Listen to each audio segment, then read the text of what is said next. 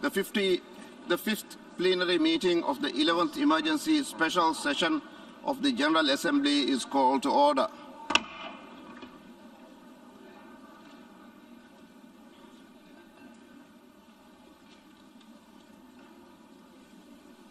The Assembly will continue its consideration of Agenda Item 5, entitled Letter dated 28 February 2014 from the Permanent Representative of Ukraine to the United Nations, addressed to the President of the Security Council, S/2014/136.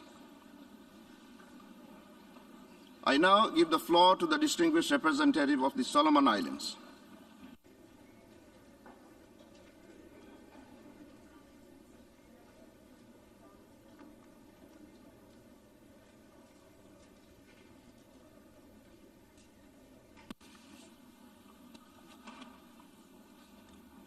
Thank you, Mr. President. Mr. President, Mr. Secretary General, Excellencies, I take the floor to speak on this important agenda in my national capacity. Solomon Islands is following with great concern the developments in Ukraine and deeply worried about the worsening situation. As a peace-loving nation, Solomon Islands reiterated its principled position for peaceful coexistence, non-interference, refrain from the use of threat or force against the territorial integrity of any state. We deeply regret the intervention into Ukraine by its neighbor, the Russian Federation, and call for immediate de-escalation of the situation.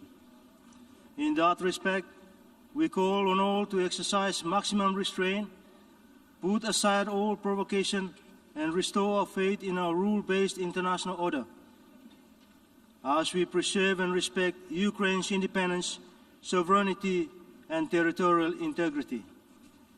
Solomon Islands calls on all parties to settle international disputes by peaceful means. We welcome talks currently taking place between Ukraine and the Russian Federation. We call on all parties to listen more and better understand each other. We trust that this dialogue will bring a glimmer of hope for a sustainable, peaceful outcome. We fully support efforts made by the UN Secretary General and call for a global unified approach to support the talks, embracing diplomacy and dialogue over confrontation and hostile postures in Ukraine and the region. Solomon Islands further call on all countries to preserve the principles, spirit and purpose of the United Nations Charter with open hands of friendship and not with a clenched fist. We in the present must look to the past as we chart our way forward. We must never forget the United Nations was created under the ashes of a world war. My people of Solomon Islands have lived through what consequences a world war can bring. Never again must the world go through another. Never again must humankind suffer its brutal consequences. We are already inundated with global challenges, including the COVID-19 pandemic, climate change and sea level rise. As a small, vulnerable state, Solomon Islands is deeply concerned that the situation in Ukraine is diverting much needed attention to a global development agenda as we continue to combat climate change, improve the quality of all people, and deliver on the Sustainable Development Goals and the 2030 Agenda. Solomon Islands stand in solidarity with all who have lost loved ones and express great concern on the worsening humanitarian situation. We commend initiatives of neighboring states to protect the lives of the vulnerable population. We need each other more during this difficult period. Let us use the multilateral tools available to seek permanent peace, for the stakes are just too high if we fail. Solomon Islands will vote in support of this resolution. I thank you, Mr. President. I thank the distinguished representative of the Solomon Islands.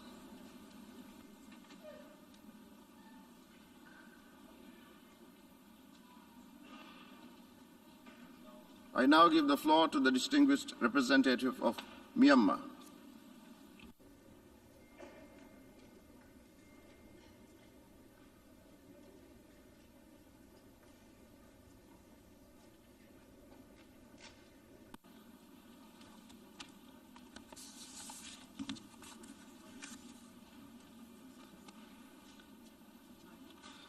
Mr. President, Mr. Secretary General, at the outset, we welcome the convening of this emergency special session.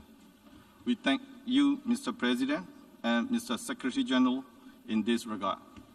This emergency special session is timely, and it would allow all countries, small and big, to raise our voices on the serious situation Ukraine is facing and our concern in the state of affairs of this universal organ, the United Nations.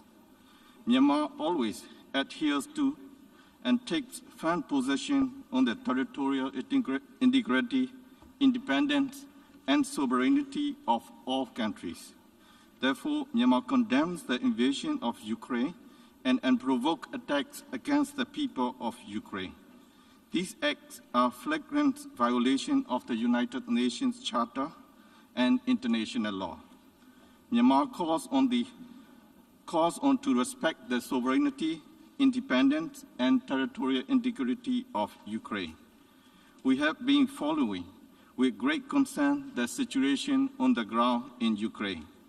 It is regrettable that the situation is further escalating with intensifying attacks of the Russian Federation.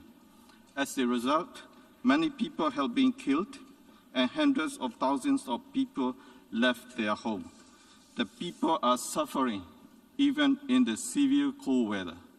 We call on immediate cessation of hostilities and attacks on Ukraine. Myanmar understands and shares more than others the suffering that the people of Ukraine are encountering. The people of Myanmar are facing similar horrible suffering resulted from the inhumane acts, atrocities, crimes against humanity committed by the Myanmar military. Due to the military's excessive use of force and indiscriminate attacks on people, as well as their inhumane and brutal acts, many houses, religious facilities, healthcare facilities, schools, and farmland have been destroyed. And accordingly, hundreds of thousands of people have to leave their respective places and became displaced people in addition to number of people dead and injured. The displaced people and victims include people from vulnerable groups such as people with disability, elderly people, women, girls, and children. I wish to commend the neighboring countries of Ukraine, which opened their borders and extend warm reception of Ukrainians and other nationals who escaped from the terrifying attacks. We also thank all member states who support Ukraine in every possible way. I appeal them to continue to do so and do more. Mr. President, the UN Charter clearly begins with, I quote, "We, the peoples of the United Nations, determined to save succeeding generations from the scourge of war," end quote. I wish to further recall that, quote, "We, the peoples of the United Nations, to unite our strength to maintain international peace and security and to ensure by the acceptance of principles and the institutions of method that armed force shall not be used, save in the common interest," end quote. Excellencies, dear colleagues, it is time for all of us to stand with justice and stand with the principle of the UN Charter. Myanmar stands in solidarity with the people of Ukraine. In doing so, Myanmar co-sponsors the draft resolution and will vote yes.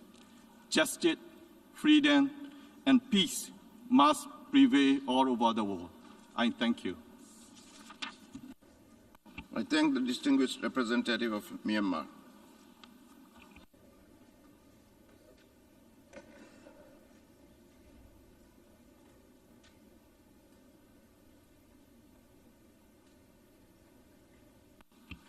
And I now give the floor to the distinguished representative of Pakistan.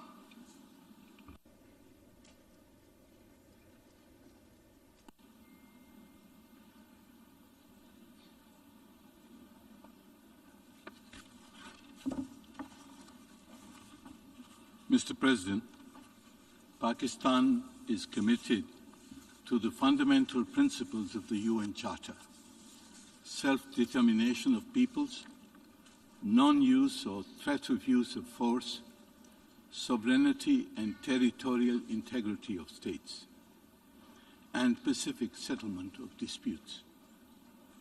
Equally, Pakistan upholds the principle of equal and indivisible security for all. These principles must be consistently and universally respected. Mr. President, Pakistan remains deeply concerned at the recent turn of events. This reflects a failure of diplomacy. Prime Minister Imran Khan has regretted the latest situation between Russia and Ukraine and said that Pakistan hoped that diplomacy could avert military conflict. We have since repeatedly stressed the need for de-escalation, renewed negotiations, sustained dialogue, and continuous diplomacy. All efforts must be made to avoid further escalation of violence and loss of life, as well as military, political, and economic tensions, which can pose an unprecedented threat to international peace and security and global economic stability. As consistently underlined by Prime Minister Imran Khan, the developing countries are hit the hardest economically by conflict anywhere. We hope that the talks initiated between the representatives of the Russian Federation and Ukraine will succeed in bringing about a cessation of hostilities and normalization of the situation.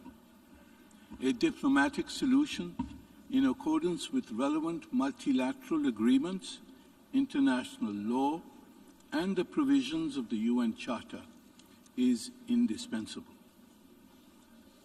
Pakistan also supports all efforts to provide humanitarian relief to civilians in the affected areas. The government of Pakistan is most concerned about the safety and welfare of Pakistani citizens and students in Ukraine. The majority of them have been evacuated. Those who remain will be evacuated soonest. We appreciate the cooperation of the Ukrainian authorities, as well as the Polish, Romanian, and Hungarian governments in this context. I thank you, Mr. President. I thank the distinguished representative of Pakistan.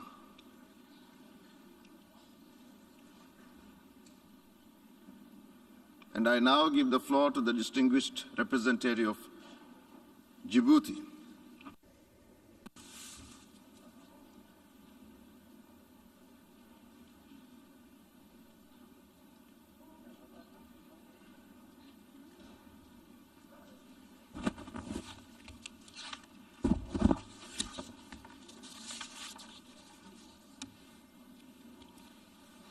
Mr. President, Mr. Secretary General, at the outset, Djibouti welcomes the convening of this emergency special session of the United Nations General Assembly to address an urgent matter: the unprovoked aggression against Ukraine.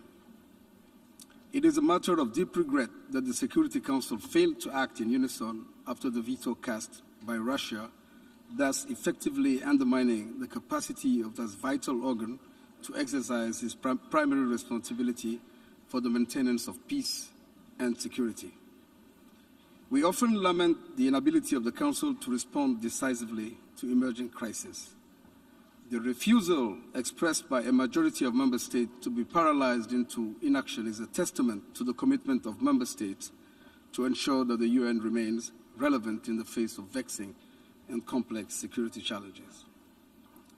Djibouti unequivocally condemns what is, in our view, constitutes an egregious breach of international law and the most fundamental principles of the United Nations Charter, in particular the obligation of all states under Article 2 of the United Nations Charter to refrain in their international relations from the threat or use of force against the territorial integrity or political independence of any state. If a country has legitimate security concerns, we urge that country to prioritize using tools as expressly contemplated by Article 33 of the Charter, which obligates parties to a dispute that is likely to endanger peace and security to seek its solution among other means, negotiation, mediation, arbitration, or judicial settlement. We welcome the offer of good offices made by the Secretary General and reiterate the call by the African Union to establish an immediate ceasefire and to open political negotiations without delay under the auspices of the United Nations in order to preserve the world from the consequences of planetary conflict. No argument, no pretext can justify the use of force, the all-out war, and the brutal violence unleashed on Ukraine and its people. Mr. President, we are appalled by the continued attacks targeting civilians and civilian infrastructure. We are heartsick to watch the gut-wrenching images of civilians fleeing the violence and seeking refuge in neighboring countries. We echo the call made by the Emergency Relief Coordinator and the High Commissioner for Refugees for unimpeded humanitarian access so that aid is delivered to those in need. Ukrainians may have decided to valiantly defend their country and not surrender, but if the war does not stop now, they may not survive. As a distinguished Ukrainian representative powerfully stated, if Ukraine does not survive, international law will not survive. The aggression against Ukraine places under stress the system of international law and international relations that the Charter puts into place. Let us not allow decades of efforts to strengthen the rule of law and revitalize multilateralism go down the drain. Djibouti will therefore vote yes to reaffirm its solidarity to the people of Ukraine. It will vote yes to uphold the UN Charter. It will vote yes to reject the use of armed force and any pretext in aggression against a sovereign country. It will vote yes in support to the sanctity of borders. Monsieur le Président, nous sommes rassurés par les mesures prises pour faire face aux actes de discrimination à l'égard d'Africains qui ont ému nos populations à travers le continent.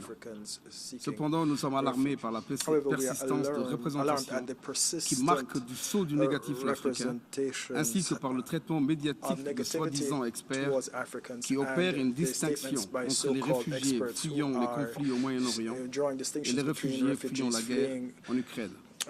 Les conflits sont les mêmes partout où ils se produisent et ils génèrent souvent les mêmes conséquences dévastatrices. Nous sommes à un moment crucial de l'histoire des Nations Unies. Nous devons mettre au conflit et tout mettre fin au conflit et tout mettre en œuvre afin de prévenir que de nouveau ne naisse. C'est à notre portée. Nous en avons les ressources. Mobilisons ensemble la volonté politique dans ce sens. Merci de votre attention. To put an end to them. Thank you, Mr. President. I thank the distinguished representative of Djibouti. And I now give the floor to the distinguished representative of Bhutan.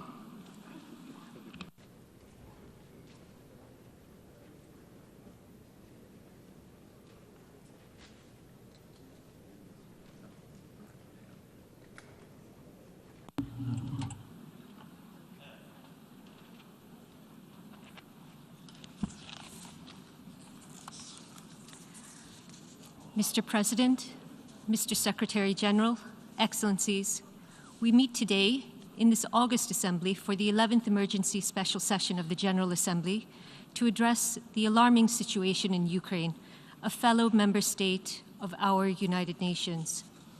It is significant that owing to deadlock in the UN Security Council, this is the first time in 40 years that the provisions of the Uniting for Peace resolution are being invoked. Bhutan has closely observed with deep concern the rapidly escalating conflict on the ground.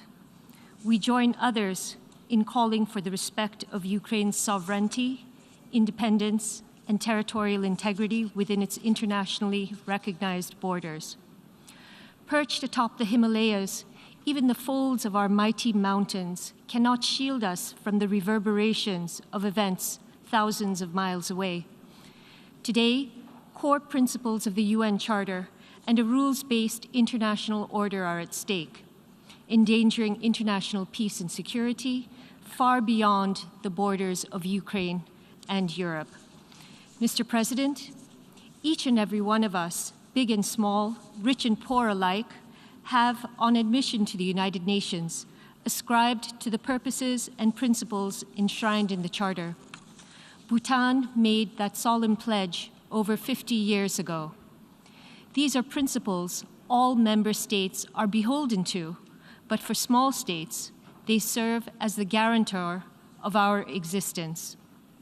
Bhutan is a small and peace-loving country, firmly avowed to peaceful coexistence and good neighborly relations between states. Bhutan adds its voice to the chorus within this hall in defense of the UN Charter, in defense of the principles of sovereignty, independence, and territorial integrity of all countries. The threat or use of force and acts of aggression against another sovereign state can never be accepted. We cannot condone the unilateral redrawing of international borders. Bhutan will therefore support the resolution which is now before the Assembly, and in doing so, we reaffirm the call for the respect of international law and the core principles of the UN Charter. In closing, Mr. President, Bhutan expresses its regret at the reports of growing numbers of casualties and loss of innocent lives as a result of the crisis in Ukraine. Our hearts and prayers go out to the families of those who have lost their lives in the escalating conflict and the hundreds of thousands of others who have been displaced and suffer in its wake. Thank you. I thank the distinguished representative of Bhutan.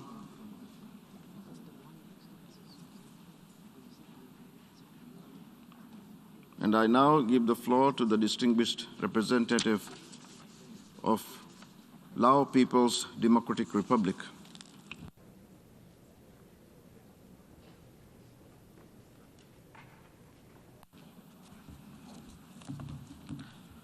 Mr. President, Mr. Secretary General, as a peace-loving nation, the Lao PDR firmly upholds the principles of the United Nations Charter and its obligation under the international law.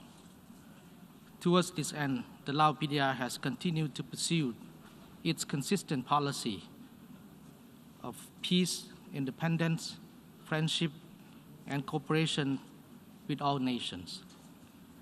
As a country previously suffered from the scourge of war, the Lao PDR knows too well the endless negative consequences it will cause to the innocent lives. We believe what is entailing is not of the interest to any party. The Lao PDR has been closely following the current developments in Ukraine, which is complex and fragile.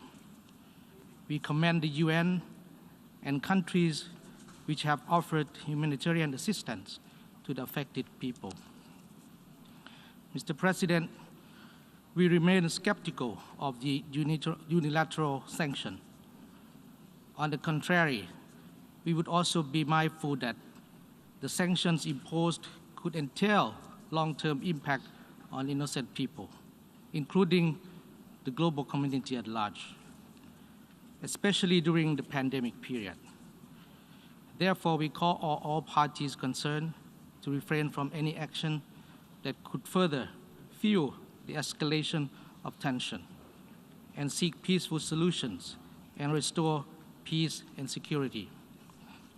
Towards this end, we support the ongoing effort to find a peaceful settlement to this situation through diplomatic means, including the recent peaceful negotiation held at the border of Belarus. It is important that legitimate security concerns of all parties be taken into account. Mr. President, we have heard at this emergency special session during the past 2 days divergent views and opinions. Nevertheless, one common call loudly echoed in this assembly hall is the call for peace which can only be achieved through diplomatic means. It is our fervent hope that through this diplomatic effort, peace can be restored. Peace which constitutes the heart and soul of our organizations, United Nations. I thank you, Mr. President. I thank the distinguished representative of Lao People's Democratic Republic.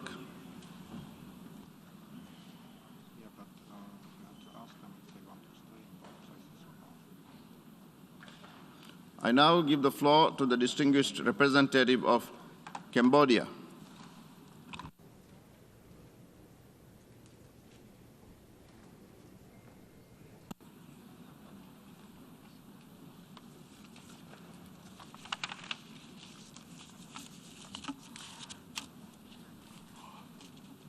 Mr. President, Mr. Secretary General, Cambodia expressed its grave concern on the situation unfolding and human suffering, as well as for the loss of life in Ukraine.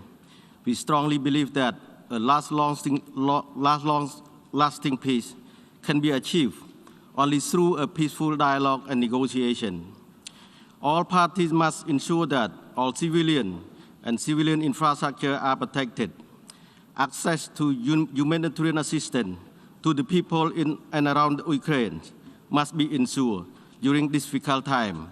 Cambodia fully supports the Secretary General's effort in addressing the humanitarian crisis and to find a peaceful solution in Ukraine. On 26 February, the ASEAN Foreign Minister released a statement urging the concerned parties to seek a peaceful resolution in accordance with international law, the principle of the UN charters. Cambodia has its firm position that all member states must respect sovereignty, territorial integrity, and political independence of other member states. With that, Cambodia has co-sponsored the draft resolution and will vote yes. I thank you, Mr. President. I thank the distinguished representative of Cambodia.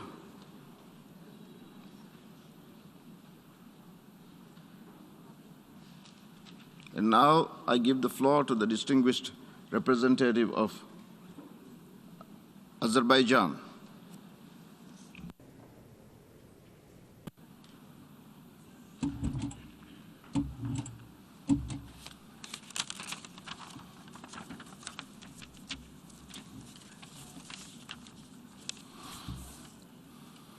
Mr. President, the situation in and around Ukraine is a source of extreme concern, which necessitates urgent actions to de-escalate and find peaceful solution in accordance with international law. Azerbaijan deeply regrets that the ongoing crisis continues to cause significant casualties, in particular among civilian population. We express our deep condolences to the families of those perished and wounded. We call for strict adherence to international humanitarian law. Civilian lives and civilian infrastructures must be protected and safeguarded at all times.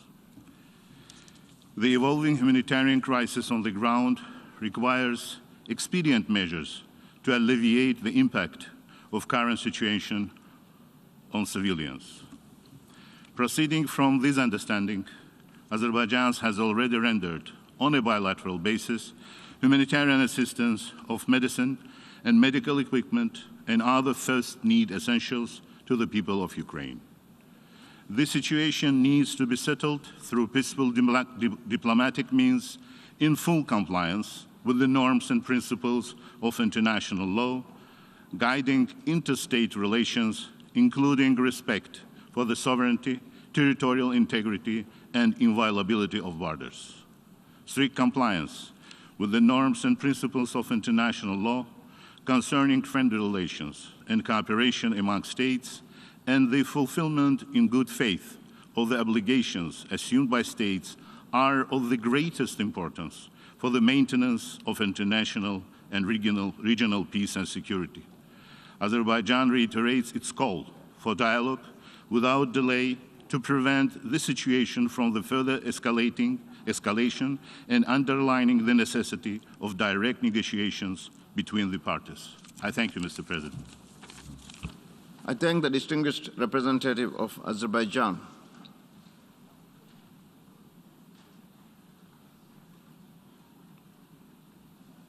And now I give the floor to the distinguished representative of Belarus.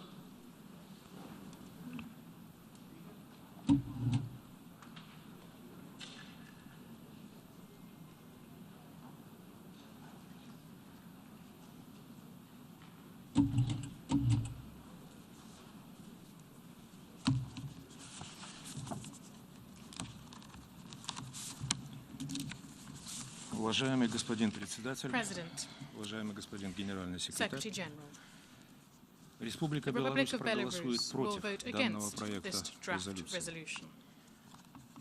Мы все We all несем свою bear our долю share of ответственности responsibility за то, for что what is происходит currently сейчас на happening Украине. in Ukraine.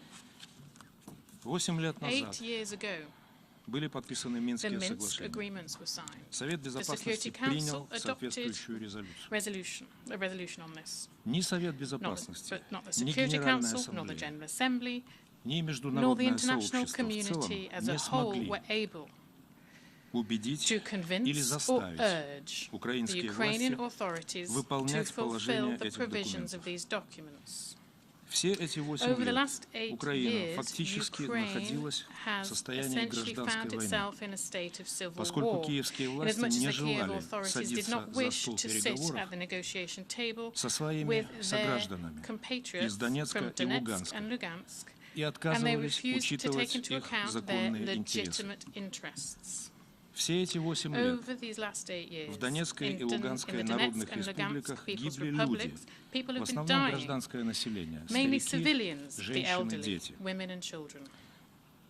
Оперативный Operative параграф paragraph 8 8 of the внесенной draft резолюции, resolution проекта before us резолюции, лицемерно hypocritically призывает все calls on стороны all parties выполнять to Минские fulfill the соглашения. Minsk agreements. Очень хочется So спросить there is a question авторов then и to the соавторов, sponsors and the co-sponsors этого of проекта. this draft resolution. где вы были все, Where were you all, господа?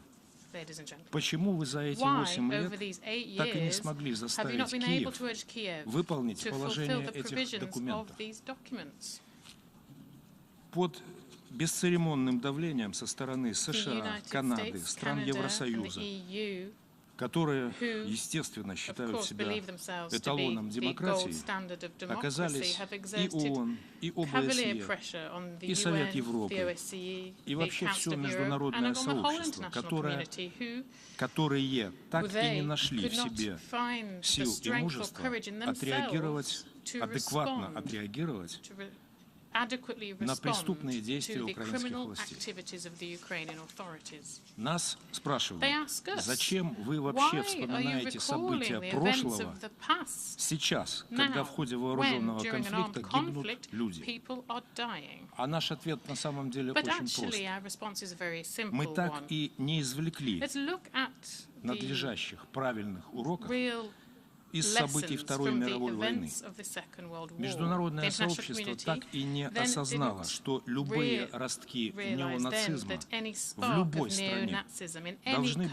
country needs немедленно to be уничтожены. swiftly extinguished. То, что происходит What is сегодня в happening этом today зале in this и за room его and пределами beyond является is очередной яркой another clear демонстрацией, demonstration очередным of ярким double standards, подтверждением двойных стандартов со and a стороны confirmation of these double standards США on и the их side of союзников, the USA and жертвами their преступлений allies, которых уже whose стали crimes сотни have тысяч already людей led to в hundreds of Югославии, thousands of Ираке, victims in Yugoslavia, Ливии, in Iraq, Libya, Афганистане. and Afghanistan. Мы категорически We отвергаем обвинения categorically в адрес reject Беларуси accusations в against Belarus that вовлеченности we are в незаконное involved in использование силы unlawful use против of Беларуси. force against Я Ukraine. вам открою I will страшную let you in тайну. on a secret. Мы действительно Yes, we вовлечены. are involved. Президент The Республики President Беларусь of Александр Belarus, Лукашенко Alexander Lukashenko, лично предпринял personally is максимальные sparing no усилия efforts для to того, чтобы обеспечить ensure контакты contacts между российской и between the Russian and украинской Ukrainian сторонами. sides. Наша Our вовлеченность involvement сегодня today, таким образом thus, заключается в организации переговоров между Российской Федерацией и Украиной и в обеспечении всего необходимого для их проведения. И мы искренне желаем успехов участникам переговоров. Многие страны в своих выступлениях ни слова не сказали об этих переговорах. Мы понимаем, что они никогда не произнесут название нашей страны в положительном или хотя бы в нейтральном ключе. Хочется спросить этих людей, вас всех, вы просто не хотите упоминать Беларусь, или вы не желаете успеха этим переговорам? В качестве реакции на события на Украине некоторые страны привычно схватились за свой излюбленный инструмент – санкции. Мы хотим вас предупредить, именно вы будете нести всю ответственность за то, что применение санкций в отношении, например, белорусских калийных удобрений приведет к обострению экономических и социальных проблем и росту голода и в ваших собственных странах, и в странах, которые находятся за тысячи километров от Беларуси. Объявленные санкции уже не являются точечными.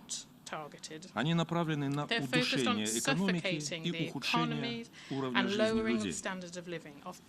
Применяемые сегодня санкции, некоторые договорились до того, что объявляется экономическая война. Это худшее проявление экономического и финансового терроризма.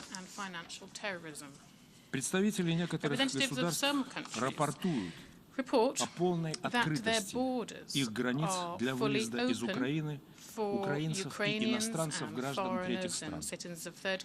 На этой якобы открытой границе, сообщаю вам, граждане Беларуси и России, в частности, все мужчины старше 18 лет, сталкиваются с огромными проблемами при попытках выезда из Украины.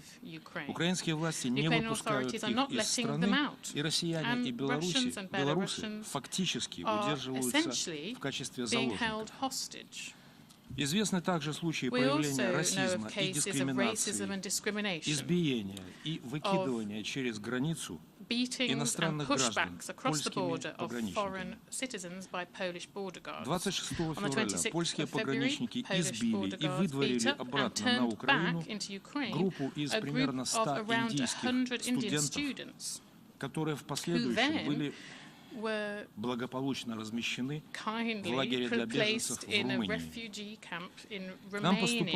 К нам в Минске, в Беларуси, поступают многочисленные обращения как от граждан Беларуси, так и от посольств тех стран, ваших стран, граждане которых хотели бы выехать в Беларусь для возвращения домой. С нашей стороны граница открыта. Мы готовы принимать как белорусов, так и рассматривать обращения о въезде граждан третьих стран. Мы призываем украинскую сторону отозваться на наши призывы и открыть гуманитарные коридоры или хотя бы один гуманитарный коридор для выезда в Беларусь через белорусско-украинскую границу. Мы уже официально обратились с этой просьбой, настоятельной просьбой, в представительство ООН и Международного комитета Красного Креста в Минске.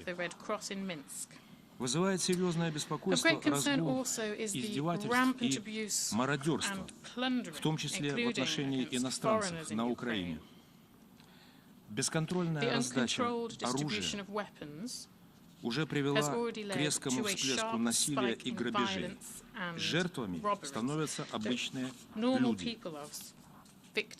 Например, водители-дальнобойщики, которые осуществляют международные перевозки грузов. Среди них уже есть погибшие. Почему вы все замалчиваете эти факты? Кстати, насколько нам известно, на уровне руководства Африканского Союза были уже сделаны соответствующие заявления. Беларусь потеряла треть населения во Второй мировой войне. Мы хорошо знаем цену человеческой жизни. price of human lives. Мы скорбим по всем погибшим за последние 8 лет в Донецкой и Луганской народных республиках, в Киеве. Мы скорбим по людям, которые были заживо сожжены в Одессе. Мы скорбим по всем, кто погибает сегодня. Только переговоры могут остановить кровопролитие. Беларусь уже сделала многое и продолжает делать все возможное для урегулирования конфликта. В любой войне у каждой стороны есть своя правда. Любая война имеет собственную динамику, и по мере ее продолжения становится все более ожесточенной, что мы сегодня и наблюдаем. Мы все буквально тонем в море, в потоке лжи и дезинформации, которые распространяются информационными террористами. По-другому я этих людей назвать не могу. Абсолютное большинство из которых при этом сидит в удобных креслах, в теплых кабинетах за тысячи километров от зоны боевых действий. Через несколько минут мы все приступим к голосованию по внесенному проекту резолюции. Этот проект на самом деле должен состоять из одного параграфа, написанного не на ООНовском языке, а на нормальном человеческом языке. Он должен содержать призыв к немедленному прекращению военных действий и проведению переговоров. Я понимаю, что у каждого из вас есть инструкции из столиц. Я также знаю, что некоторых из вас очень настойчиво просили проголосовать за этот проект.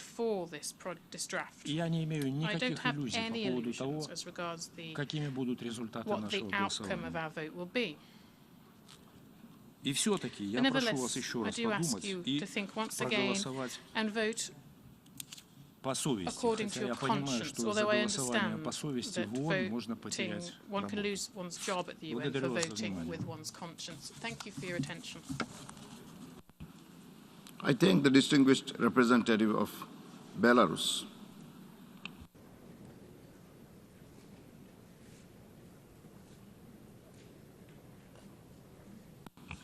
And now I give the floor to the distinguished representative of the United States.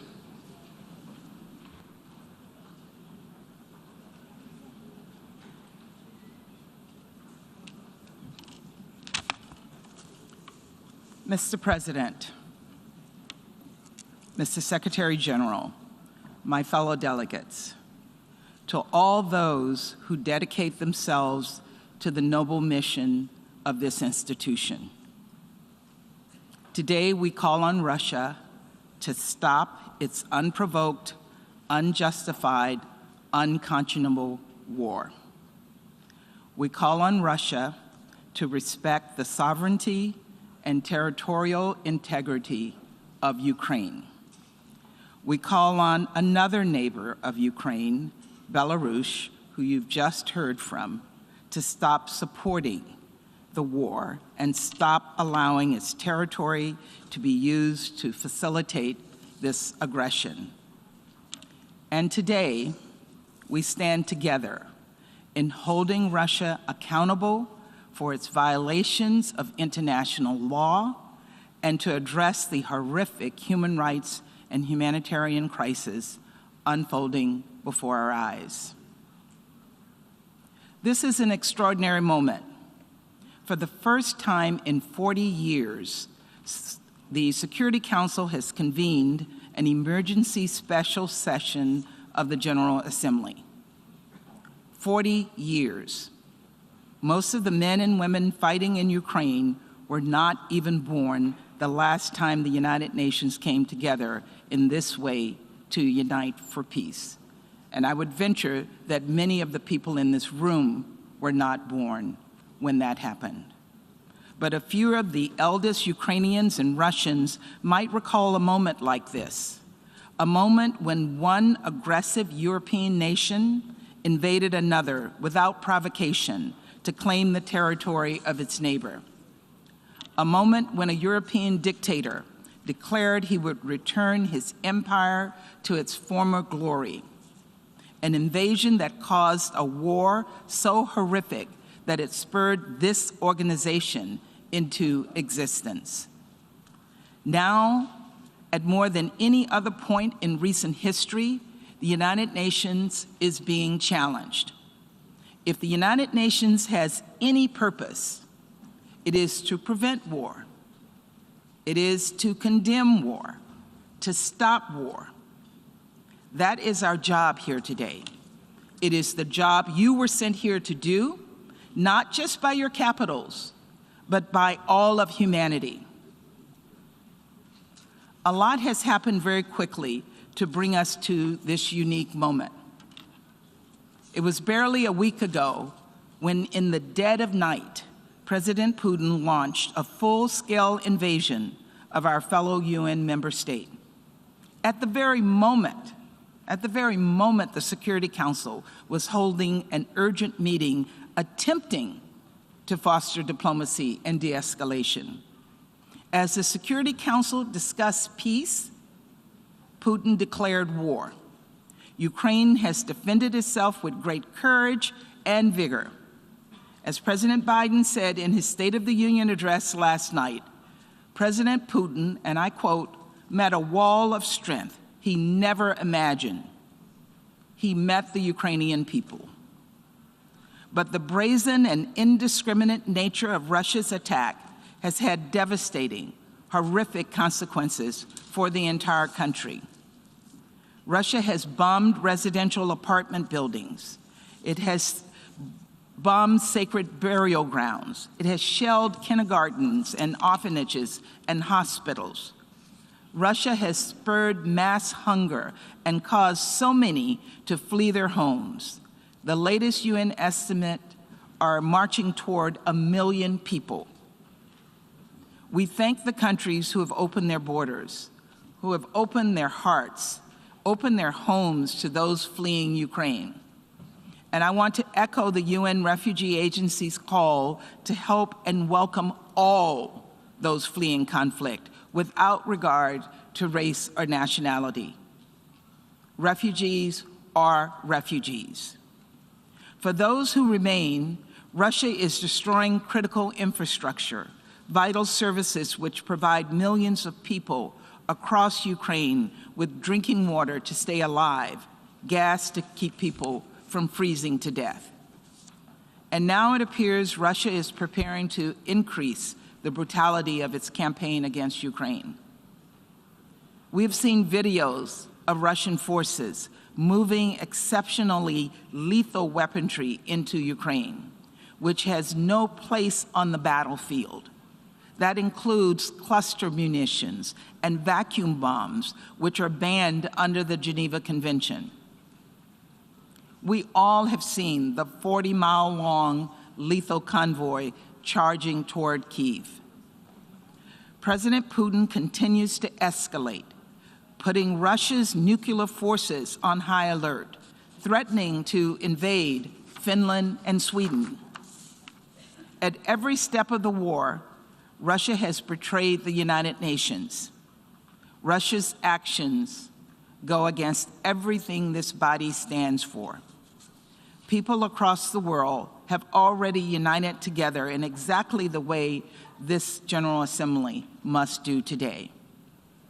Protests and vigils against Russia's war and in solidarity with Ukraine, marked with blue and yellow, have sprung up across the globe.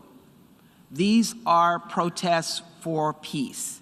From Bangkok to Budapest, from Berlin to Buenos Aires, from Sydney to Seoul, from Calgary to Cape Town, and even in Moscow and Minsk, people everywhere are standing up to call for President Putin to stop this attack. The Russian people are themselves asking how many lives Putin will sacrifice for his cynical ambitions. And they are appalled at the answer. To the Russian protesters, I say thank you. Thank you for your bravery. To the Russian soldiers sent to the front lines of an unjust, unnecessary war, I say, your leaders are lying to you. Do not commit war crimes. Do everything you can to put down your weapons and leave Ukraine. The truth is that this war was one man's choice and one man alone, President Putin. It was his choice to force hundreds of thousands of people to stuff their lives into backpacks and flee the country, to send newborn babies into makeshift bomb shelters, to make children with cancer huddle in hospital basements, interrupting their treatment, essentially sentencing them to death. Those were President Putin's choices. Now it's time for us to make ours. The United States is choosing to stand with the Ukrainian people. We are choosing, in coordination with our allies and partners, to impose severe consequences on Russia. We are choosing to hold Russia accountable for its actions, and we will soon turn to vote on a resolution that does just that. We believe this is a simple vote. Vote yes if you believe UN member states, including your own, have a right to sovereignty and territorial integrity. Vote yes if you believe Russia should be held to account for its actions. Vote yes if you believe in upholding the UN Charter and everything this institution stands for. Thank you very much. I thank the distinguished representative of the United States.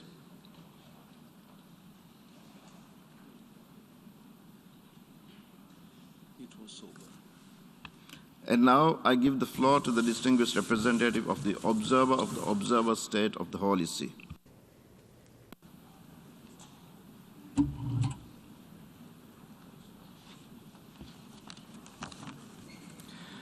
Mr. President, Mr. Secretary General, thank you for calling this emergency special session, as in recent days we have been shaken by something tragic, war. The Holy See joins the many member states and millions across the globe who call for the immediate cessation of hostilities in Ukraine and the return to diplomacy and dialogue.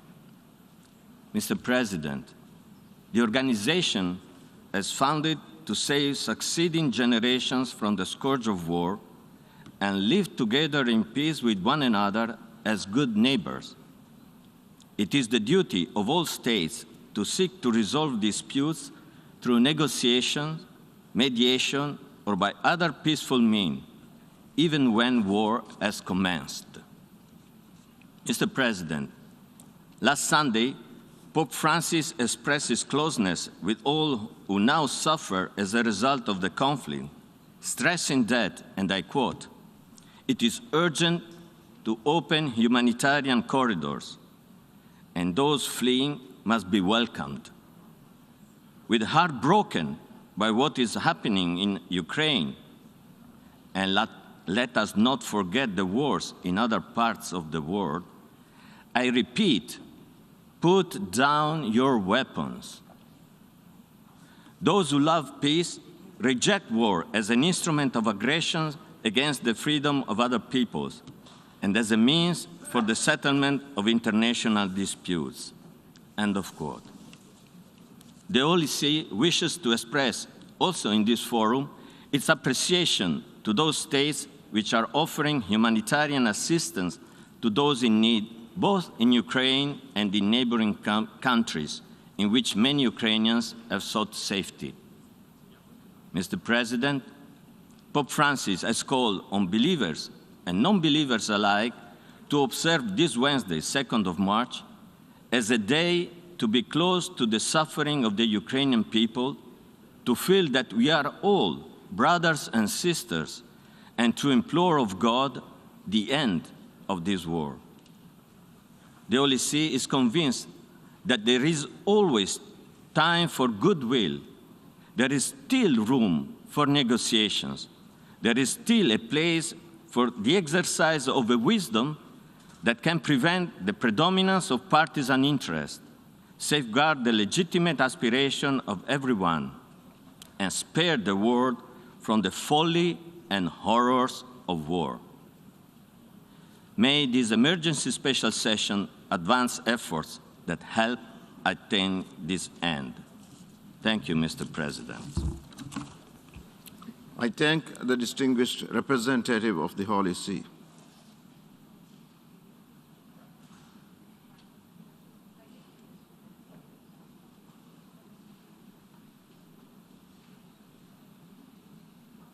I now give the floor to the observer of the Sovereign Order of Malta.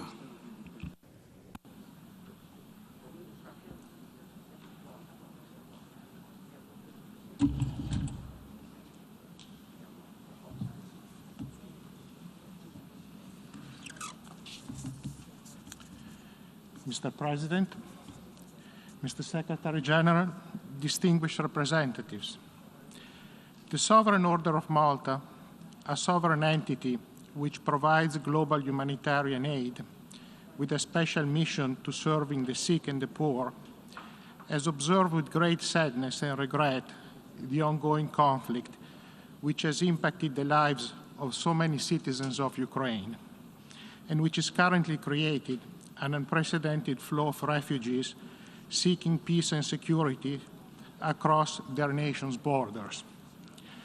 In 8 years of conflict, the Order's embassy to Ukraine has provided considerable support, advice, and material help to Ukrainian citizens and to non-Ukrainian residents of the country who are in need. The current crisis is seeing multiple cities and towns attacked and bombed, forcing families to leave their homes and seeking shelter elsewhere. Our representatives and ambassadors in the region report that while refugees have sufficient means to travel and find refuge on their own or enjoy dual citizenship with nearby nations, the majority do not have the resources to provide for themselves without support.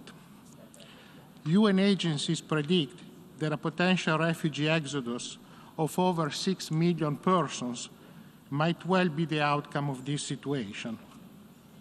In the meanwhile, many elderly people and those who are sick or disabled in some way are unable to escape the bombing and the stress that accompanies civil unrest.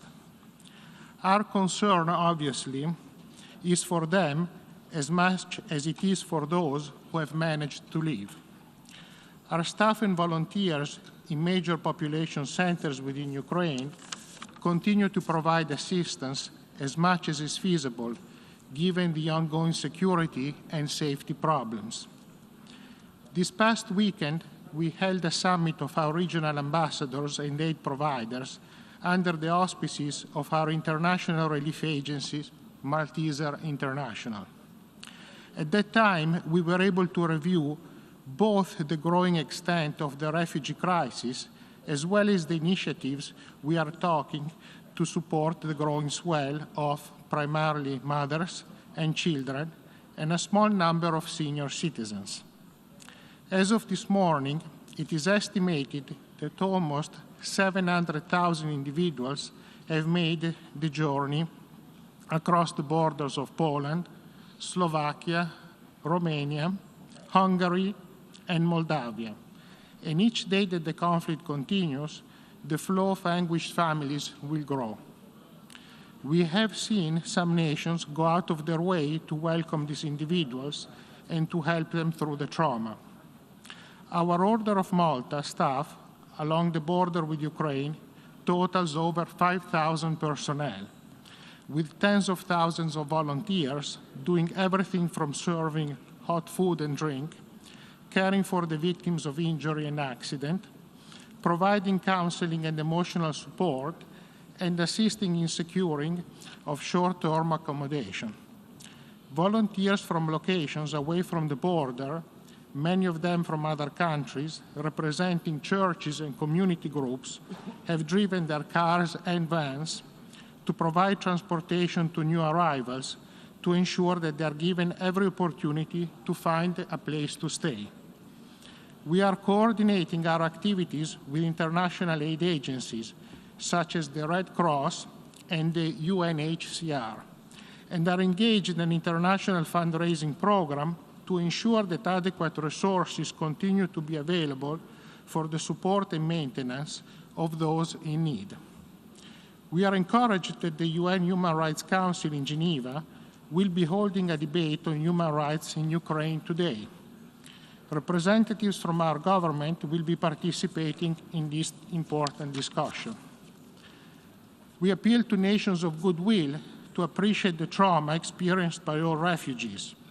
In particular, we appeal to countries who are receiving refugees to extend the same welcome they're offering Ukrainians, to those of other national and ethnic groups who have been caught in this conflict and who are seeking security. The offer of help and support must cross ethnic, racial, and cultural lines and not be tainted by discriminatory acts or attitudes.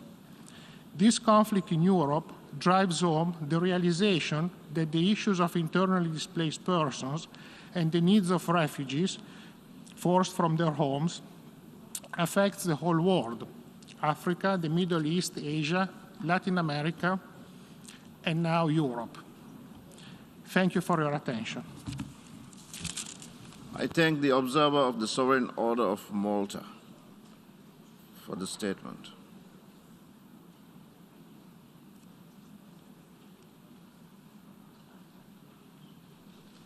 I now give the floor to the observer of the International Institute for Democracy and Electoral Assistance.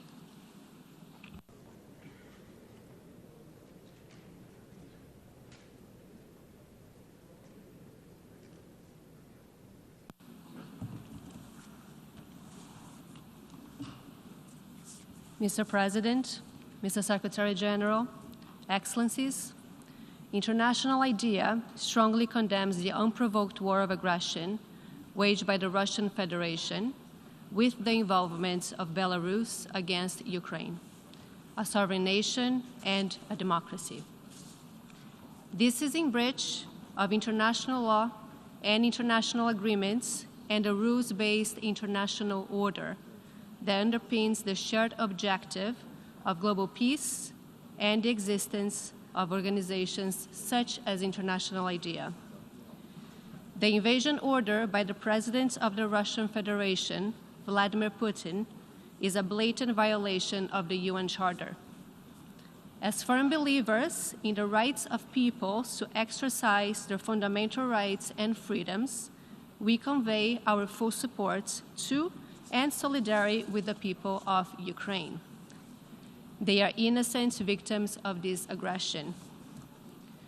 We salute the brave partners and democracy activists with whom International IDEA has engaged in recent years when Ukraine made huge progress towards being a stable and thriving democracy. We call on the international community to spring into action to protect them and mitigate the humanitarian consequences of the invasion. We cannot fail to note that the military operation was launched while the UN Security Council was meeting to discuss the crisis. We reiterate our firm belief that international crises should be addressed through the means of multilateral diplomacy and resolved on the basis of the principles of the Charter. It is particularly unfortunate that this naked rejection of these principles happens during a pandemic that has rendered evident the need for increased global cooperation to make the world governable and to achieve justice for all.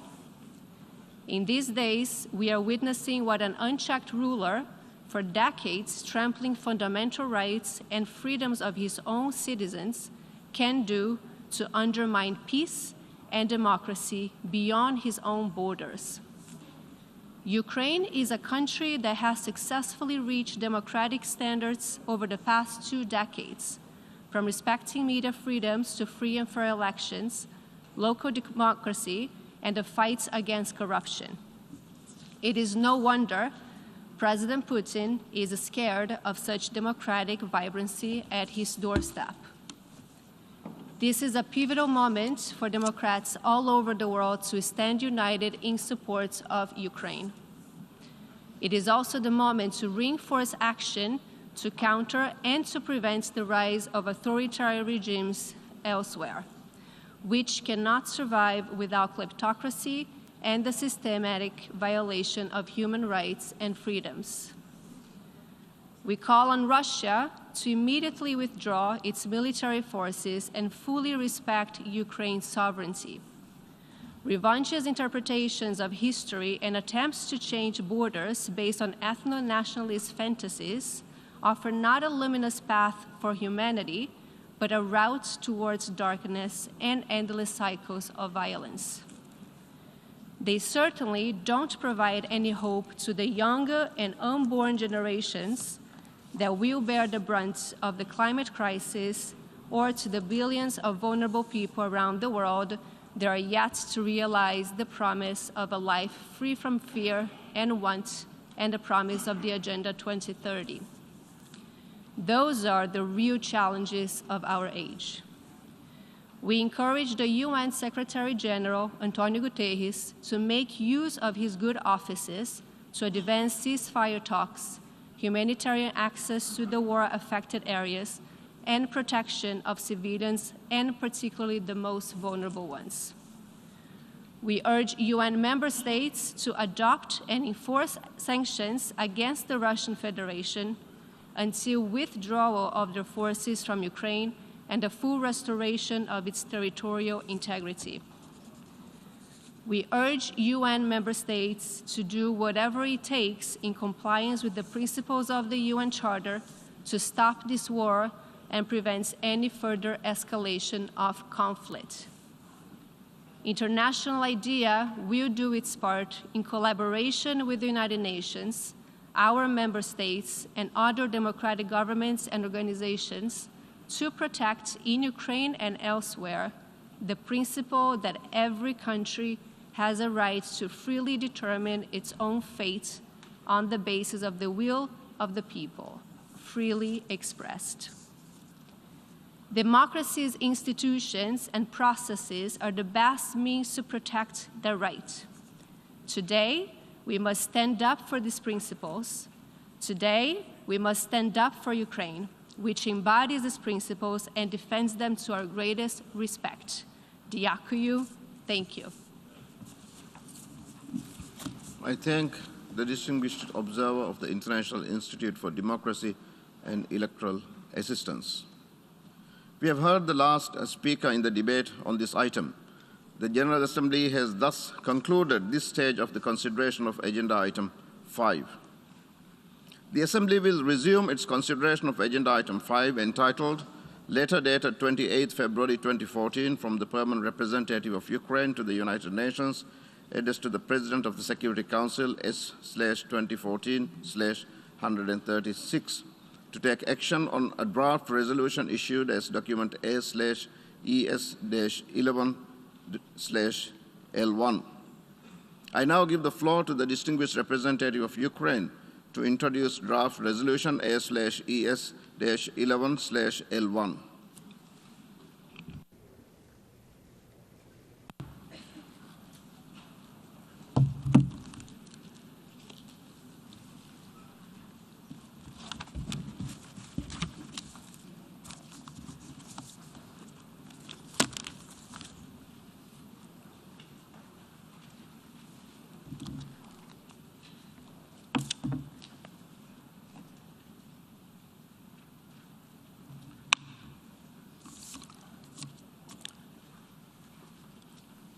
Mr. President, Secretary General, distinguished delegates. We are living through a defining moment for our generation. Our generation is the generation that was supposed by our predecessors to be saved from scourge of war. That is why our predecessors created the United Nations. And yet today, it falls to us to save future generations. Let me read the following text. Our position is that whatever grievances a nation may have, however objectionable it finds the status quo, aggressive warfare is an illegal means for settling those grievances or for altering those conditions. It may be that the nation faced desperate problems that would have warranted the boldest measures short of war.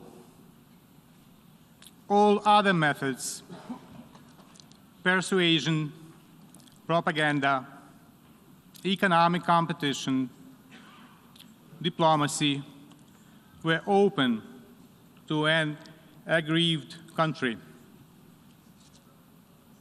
But aggressive warfare was outlawed. The defendants did make aggressive war a war in violation of treaties. They did attack and invade their neighbors in order to effectuate a foreign policy which they knew could not be accomplished by measures short of war. And that is as far as we accuse or propose to inquire. End of quote. Said in his opening statement to the International Military Tribunal on November 21, 1945, in the Palace of Justice at Nuremberg, Justice Robert Jackson, Chief of Counsel. And these words are addressed today to Mr. Putin, Mr. Shoigu, Mr. Lavrov, Mr. Volodin, Ms. Matvienko, and perhaps dozens more, but certainly they are not addressed to the Russian citizens, those Russian citizens who try to preserve their dignity. For almost a week, Ukraine is fighting under the bombs and missiles, fighting in the face of armadas of hardware and countless crowds of enemies. They have come to the Ukrainian soil not only to kill some of us, not only to shift our course and priorities. They have come to deprive Ukraine of the very right to exist.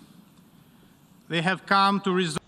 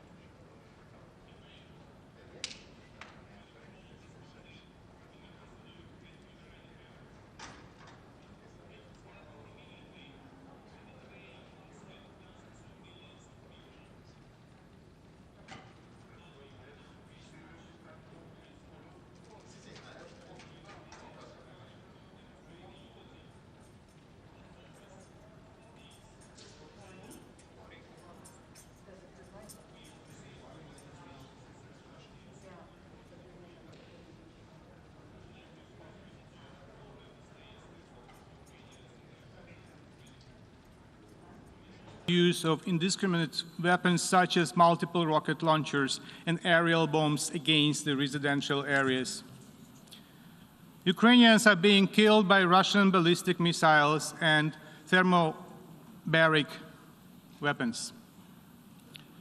Just yesterday, Kyiv, Kharkiv, Zhytomyr, Mariupol, Melitopol, and many other cities and towns sustained heavy shellings that killed dozens of innocents, including children. Ukraine deeply regrets that a student from India has become a victim of this shelling by the Russian armed forces in Kharkiv. We offer our deepest sympathies to India and the relatives of the victim. A Chinese citizen was also injured in another Ukrainian city because of Russia's deadly attacks. The Ukrainian and foreign citizens have become hostages of the Russian armed aggression against Ukraine. In Kyiv, Russian murderers hit the city TV tower, killing 5 passerbys. One of the missiles dropped on the Babin Yar Holocaust Memorial, a sacred place of commemoration of Jews, Ukrainians, Roma, and representatives of other ethnic groups killed by Nazis during the World War II. What an irony when victims of Nazis are being killed for the second time by Nazi modern followers. As the President of Ukraine asked, what was the point of repeating the slogan, never again, in 80 years? It's already clear that the goal of Russia is not an occupation only. It is genocide.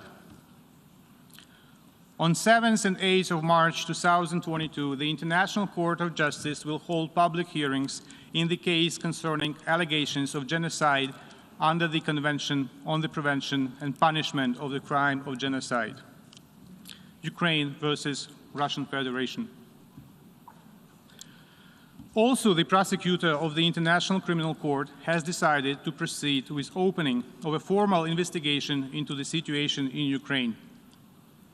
Unprovoked escalation of Russian aggression against Ukraine gives reasons to believe that crimes within the jurisdiction of the ICC continue to be committed on the territory of Ukraine.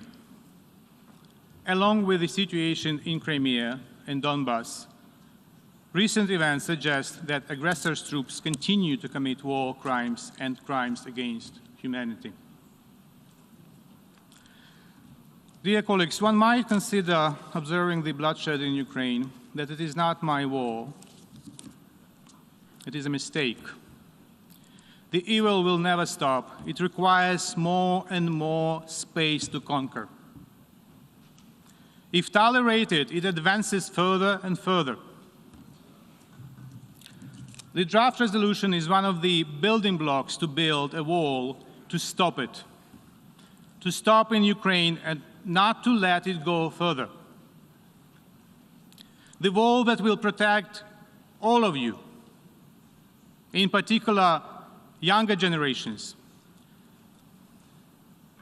Distinguished delegates, by voting today, you also reconfirm your country's commitment to the UN Charter. After the vote, I invite you, ambassadors and representatives, to stop by the Indonesian lounge and to sign this little blue book. Little but of global magnitude. Every vote in favor of the resolution and every signature of country that voted in favor would be a historical reconfirmation of the Charter. It is very easy, ladies and gentlemen, to sign the Charter at time of peace. It is the duty to sign and reconfirm and implement the Charter at the time of war. So stop by the Indonesian lounge, put the name of your country if you voted in favor, and after you sign this book, I will hand it over to the Secretary General for keeping the book in his office, in front of him. So at every single moment, the Secretary General will get an inspiration from the overwhelming majority of nations who still trust in the UN, who still trust in the UN Charter.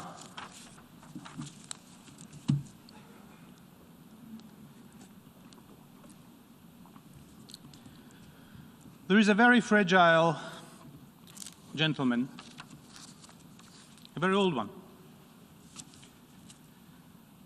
He was born in a territory that was part of the Kingdom of Hungary. He will celebrate his 102 years birthday in 9 days. His name is Benjamin Ferenc. Benjamin Ferenc was an investigator of war crimes, a chief prosecutor at one of the 12 subsequent trials of Nuremberg. Later, he became an advocate of international rule of law and for the establishment of the International Criminal Court.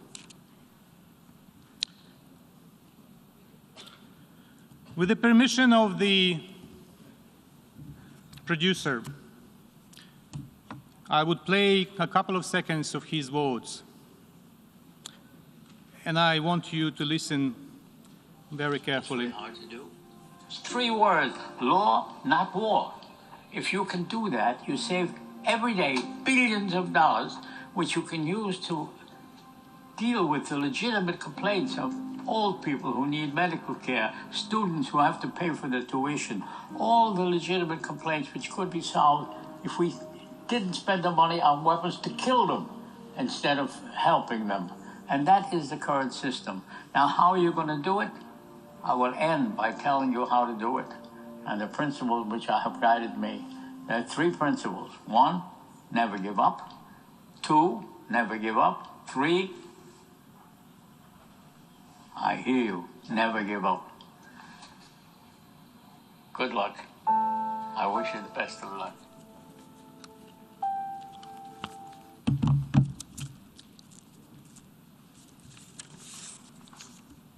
Please show respect. Show respect to the Charter. Show respect to the Secretary General. Show respect to this gentleman who will celebrate 102 years since his birthday. I call upon all responsible member states to support the draft. Thank you.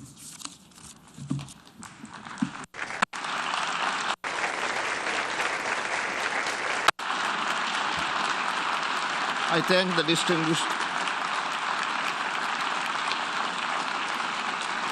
distinguished representative of Ukraine.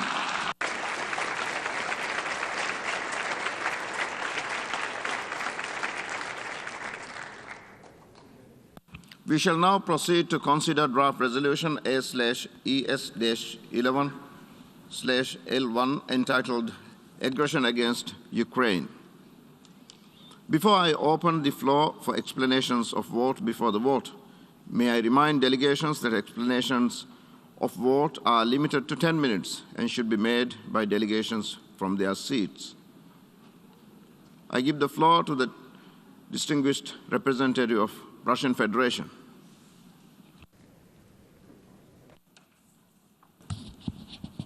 Господин председатель, господин генеральный секретарь, уважаемые коллеги, Россия просит поставить проект резолюции на голосование. Призываем вас не поддерживать этот проект. Однако мы знаем However, we о know беспрецедентном about the давлении, unprecedented которое pressure наши западные that our партнеры Western оказывали partners на are огромное exerting количество on a стран, large number of countries, заставляя их urging проголосовать them to так, как vote это угодно им. as they see fit. Это нельзя назвать This даже is not давлением. something even that we can call pressure. Это были открытые It was циничные угрозы. open and cynical Нам об этом threats, известно. and we know about it. Этот документ не This будет document will способствовать not прекращению allow us военных to действий. end military activities. Наоборот, он On может the одобрить contrary, it could киевских, embolden ободрить киевских радикалов and и националистов Kiev и radicals дальше and любой ценой nationalists to определять политику continue в to стране, determine the policy of their удерживая в country at any заложниках мирное население. price, holding peaceful civilians Причем hostage, не в but not переносном, а в in the прямом смысле figurative этого слова. sense of the term, but in the literal Сейчас sense именно of it. так и Now, происходит that в is what ряде is крупных happening городов in a series Украины, of cities in где Ukraine, население where используется в people are качестве being живого used щита. as human shields. Сегодня стало известно, Today we've что learned вооруженные that силы in Украины the не дают Ukrainian мирным military are жителям not Мариуполя giving покинуть город, allowing citizens of Mariupol to leave the city. удерживают их, They are в том числе женщин и They детей, are keeping them в there, одной из including школ women Мариуполя. and children there in one of the schools in Mariupol. Насильно доставляют обратно всех гражданских лиц, которые пытались покинуть город по предоставленным гуманитарным коридорам. Нам также известно и о планируемых националистическими батальонами провокаций, которые они заготовили с участием гражданского населения с тем, чтобы впоследствии обвинить в этом российские войска. Вопреки нормам международного гуманитарного права, в жилых кварталах размещается военная техника, системы залпового огня, артиллерийские установки. Мы сегодня передадим примеры подобных действий руководству ООН, которое до настоящего момента утверждало, что не располагает подобными свидетельствами. Хотя видеоролики, снятые простыми украинскими гражданами, свободно распространяются в интернете. Ответственность за это полностью лежит на украинских властях, так же, как и за безответственную и преступную раздачу оружия всем желающим, включая выпущенных из тюрем заключенных. Это уже привело к массовым случаям грабежей, убийств и мародерства. Уважаемые коллеги, ваш отказ поддержать проект сегодня стал бы голосованием в пользу мирной Украины, свободной от радикализма и неонацизма, живущей в мире со своими соседями и отказавшейся от внешнего управления. Именно на достижение этих целей направлена наша специальная военная операция, которую авторы резолюции пытаются представить в качестве агрессии. Мы сегодня слышали от украинского представителя слова о нацизме, но он стыдливо умолчал о разгуле неонацизма на самой Украине, о бесчинствах неонацистских и националистических радикальных организаций, о факельных шествиях и прославлении пособников Гитлера. Те, кто интересовался развитием украинского кризиса, прекрасно понимают его генезис. Действуя сегодня, мы прежде всего стремимся остановить восьмилетнюю войну майданного режима с населением Донбасса. За прошедшие годы наша страна сделала все возможное и невозможное, чтобы избежать такого сценария. Мы, по выражению генерального секретаря, кстати говоря, перевернули все камни и постучались в каждую дверь, однако так и не были услышаны. Жители Донбасса продолжали и продолжают бомбить, не собираясь останавливаться на 14 тысячах погибших, подавляющее большинство из которых приходится на жителей ДНР и ЛНР. Цели нашей специальной операции, объявленные на основании статьи 51 Устава ООН, выполняются и будут достигнуты. При этом мы не наносим ударов по гражданским объектам и мирным жителям. Не верьте огромному количеству фейков, распространяемых в интернете на этот счет. Эти фейки пеклись, как пирожки, в Центре информационно-психологических операций специальных сил операции Украины. Этот центр вчера был уничтожен. Мирный сценарий для Украины можно ускорить, если радикалы позаботятся о сохранности жизни граждан своей страны и не будут прикрываться им. Такого призыва в тексте поставленного на голосование документа нет. В нем также ничего не сказано о незаконном перевороте в Киеве, когда в феврале 2014 года при попустительстве Германии, Франции и Польши и при поддержке Соединенных Штатов был свергнут законно избранный президент страны. В этом проекте нет ничего и о том, что новые националистические власти тотчас же ограничили права граждан на использование русского языка. Это дало старт огромной цепочке нарушений базовых прав жителей Востока страны, и не только Востока, включая самое ценное право на жизнь. Многие из вас не хотят ничего слышать о трагедии, которая началась на Украине после Майданного переворота 2014 года, о заживо сожженных людях в Одессе, о преследованиях и убийствах несогласных. И самым ярким проявлением этого стала развязанная Киевом война против Донбасса. Ничего в документе нет и о том, что на протяжении 8 лет Соединенные Штаты и Европа накачивали и сейчас накачивают Украину вооружением, помогая майданному режиму убивать мирных жителей на Донбассе. Оправдывали лояльные киевские власти за полное игнорирование минских договоренностей и саботаж резолюции Совета Безопасности 2202. Наконец, этот проект — это очевидные попытки тех, кто за последние десятилетия совершил бесчисленное количество агрессий, незаконных с точки зрения международного права военных операций, переворотов, одним из которых стал и майданный переворот на Украине, выставить себя поборниками международной законности. Благодарю вас. I thank the distinguished representative of the Russian Federation, and now I give the floor to the distinguished representative of Serbia.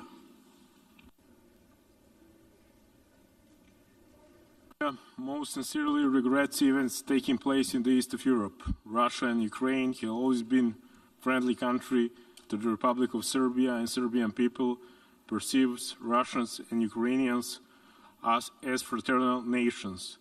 We felt loss of life of each man in Ukraine is true tragedy. The Republic of Serbia is committed to observing principles of territorial integrity and political independence of states as one of the basic principles of international law based on UN Charter and final Act from Helsinki from 1975, which guarantees the right of states to inviolability of borders, just like it is committed to the preservation of sovereignty and integrity of its own territory.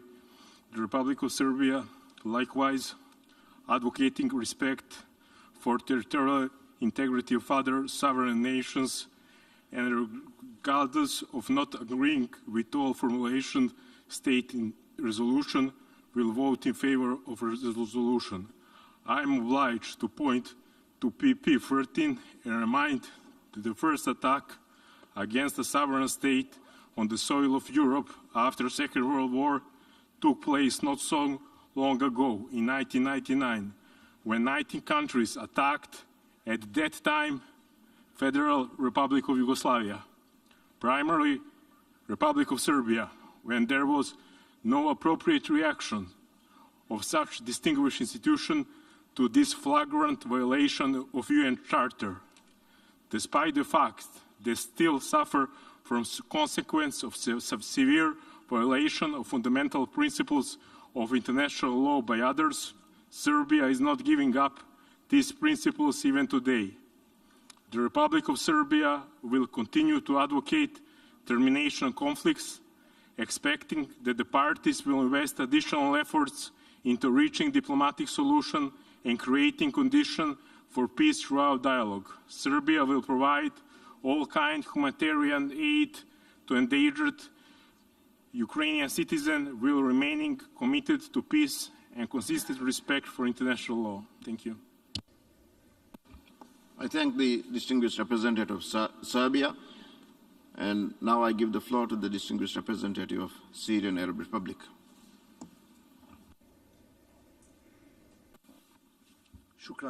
Sayyid Rais. Thank you, Mr. President. Mr. President, the draft resolution before us today clearly represents a prejudiced attitude based on political propaganda. It's a means of political pressure. معدو مشروع القرار على Those who تضمينه prepared the draft لغة resolution عدائية موجهة ضد الاتحاد الروسي incorporated an aggressive تستهدف language النيل against من مواقفه المشروعة the Russian Federation to belittle its والمستند إلى legitimate مشاغله الأمنية stand based on وحقه its في حماية أرضه security وشعبه من concerns التهديد and its الحقيقي right to protect its للأمن people القومي from الروسي. the threats ولم to يقتصر الأمر على ذلك national وطال قرار Russian بيلاروسيا أيضا. security. Belarus is also impacted إن مشروع by القرار this draft هذا resolution. This draft resolution يمثل نفاقا سياسيا مفضوحا. represents a flagrant فلو كانت political الولايات المتحدة hypocrisy. الأمريكية وحلفائها الغربيين Had the يعدون فعلا US في and نزع its فتيل التوتر في Western تلك allies المنطقة been serious in لكانوا قد أوفوا de-escalating the بالوعود التي situation, قطعوها للاتحاد الروسي they قبل would 3 have عقود fulfilled the بعدم promises توسيع نطاق they حلف الناتو undertook شرقا 3 decades ago, not وتحويل to أوكرانيا expand إلى EU مصدر and تهديد مباشر وحقيقي للاتحاد transform الروسي. Ukraine into a ولكانوا قد continuous ضغطوا threat على to سلطات the كييف للالتزام باتفاقيات Russian مينسك Federation, and they should have ووقف pressured الانتهاكات الجسيمة Ukraine بحق to المدنيين abide في by دونباس. Minsk and to stop the violations against the civilians in هذا Donbass, ناهيك عن مسارعة تلك الدول let alone those إلى مد countries' أوكرانيا بالأسلحة eagerness الثقيلة والصواريخ to supply Ukraine with heavy وفتح باب weaponry التطوع and missiles, لمواطنيها للقتال في أوكرانيا encouraging volunteers to fight مما in يؤشر Ukraine. بوضوح إلى رغبة تلك This الدول indicates the في الاستفزاز clear-cut desire والتصعيد of those وليس في التهدئة countries والاحتواء. for provocations and not for containment and إن عرض de-escalation. مشروع القرار اليوم This draft مع resolution ضخ إعلامي مضلل coincides with huge وحملات media كبيرة لتشويه الحقائق ونشر المعلومات الخاطئة. campaign to spread erroneous information and فهو lies. لم يصمم للبحث عن It's حل not حقيقي designed to للأزمة find a clear-cut and real وإنما solution for the لشيطنة crisis, الاتحاد الروسي وتشويه صورته. rather to defame the Russian Federation. إنه نص مليء بالثغرات It is وبعيد عن a text الموضوعية that is full of loopholes ويتجاهل الأسباب الحقيقية and الكامنة وراء untruths. إشعال It فتيل هذه ignores الأزمة. the real reasons for the السيد escalation الرئيس، of tension and for the إن eruption الذين of hostilities. يثيرون الحماسة اليوم بشأن الدفاع عن Those ميثاق الأمم who المتحدة are eager to defend the Charter of كان the United عليهم أن Nations يظهروا now نفس today. الحماسة They should have ضد shown the استمرار same إسرائيل باحتلال الأراضي العربية المحتلة vis-à-vis Israel's continued occupation of وضد the اعتداء Arab القوات territories التركية على سيادة and الأراضي the السورية. aggression committed by the Turkish وماذا forces عن انتهاك قوات against الولايات our territory? المتحدة What about الأمريكية the US بسيادة وسلامة violations الأراضي of السورية؟ the territorial integrity of our land, سيدات Syrian والسادة، territories? إن رفض الجمهورية العربية السورية لسياسات الغرب في الهيمنة rejection of Western والتدخل في الشؤون hegemonistic الداخلية policies للدول الأعضاء and interference in the internal affairs وإشعال of states, وإطالة أمد الأزمات prolongating ونشر crises, الفوضى promulgating and وتكريس spreading الانتقائية anarchy, والازدواجية في المعايير opting for double وفرض الإجراءات standards and القسرية selectivities, الأحادية imposing unilateral يحتم sanctions, عليها رفض مشروع make القرار it هذا necessary for والتصويت us ضده. to reject this draft resolution شكراً and سيد vote الرئيس. against it. Thank you, Mr. President. I thank the distinguished representative of Syrian Arab Republic. And now I give the floor to the distinguished representative of St. Vincent and the Grenadines. Mr. President, it is clear from the debate over the past 2 days that the membership of the United Nations is united in its call to end the war in Ukraine and return to diplomacy. St. Vincent and the Grenadines wishes to offer an explanation of its vote on the draft resolution before us today. Mr. President, St. Vincent and the Grenadines will vote in favor of the draft resolution. We will vote in accordance with our steadfast commitment to upholding the purposes and principles of the United Nations Charter, which form the core of multilateralism and gave birth to our United Nations 76 years ago. It bears repeating, Mr. President, that these principles underscore respect for sovereignty, political independence, and territorial integrity of states and enjoin member states to refrain from the threat or the use of force in the conduct of their international relations. Our support for the draft resolution is rooted in our conviction that the strict adherence to international law, including international humanitarian and human rights law, and the principles of peace, dialogue, and compromise for the preservation of humanity is not optional. As a small island developing state, full compliance with the bedrock principles of international law remains an existential issue.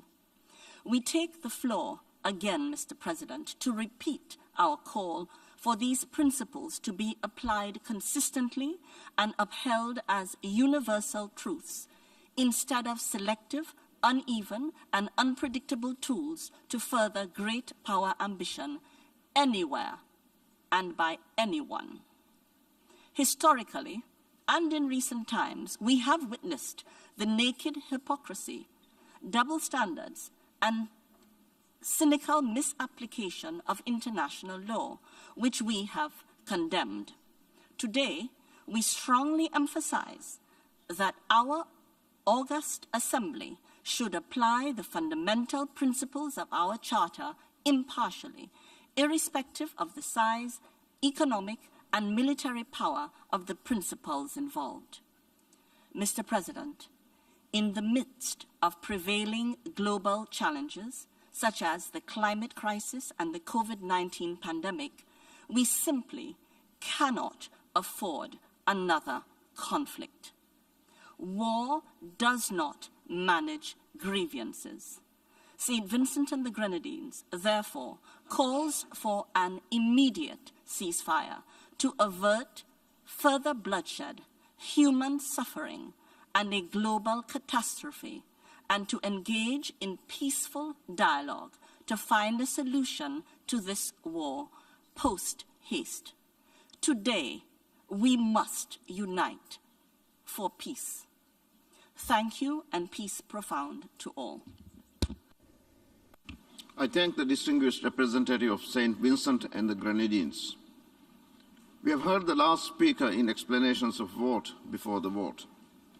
Before proceeding to take a decision on draft resolution A/ES-11/L1, I wish to address the question concerning the majority required for the adoption of the draft resolution.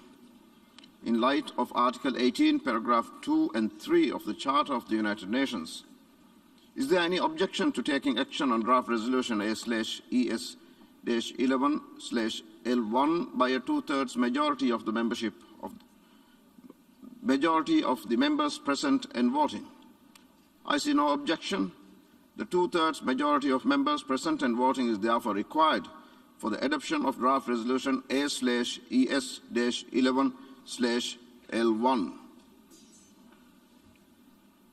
The Assembly will now take a decision on draft resolution A/ES-11/L1 entitled Aggression Against Ukraine. For your information, the draft resolution has closed for e-sponsorship. I now give the floor to the representative of the Secretariat. Mr. President, I should like to announce that since the submission of the draft resolution, and in addition to delegations listed on the L document, the following countries have also become the co-sponsors of A/ES-11/L11, Barbados and Cambodia. If any other country wish to co-sponsor A/ES11/L1, please signify by pressing the microphone button now.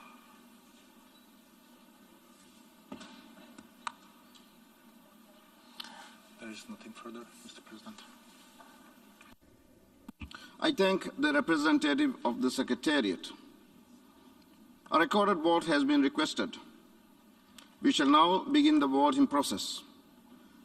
Those in favor of draft resolution A/ES-11/L1, please signify. Those against, abstentions.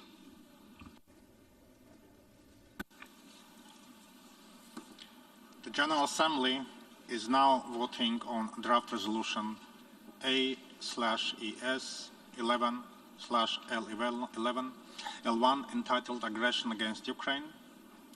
Will all delegations confirm that their votes are accurately reflected on the screen?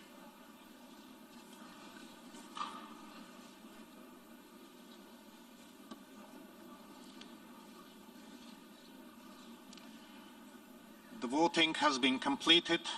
Please lock the machine.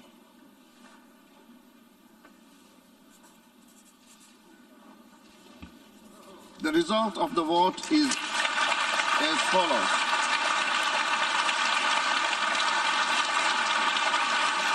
The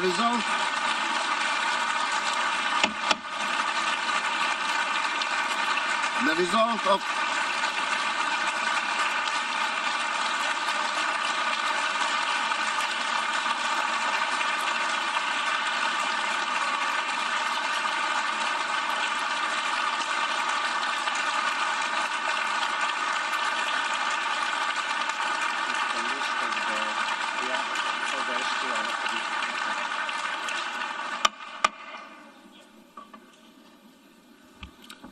The result of the vote is as follows. In favor, 141, against 5, abstentions 35. Draft resolution A/ES-11/L1 is adopted. Before giving the floor for explanations of vote after the vote, may I remind delegations that explanations of vote are limited to 10 minutes and should be made by delegations from their seats. I give the floor to the distinguished representative of Tunisia.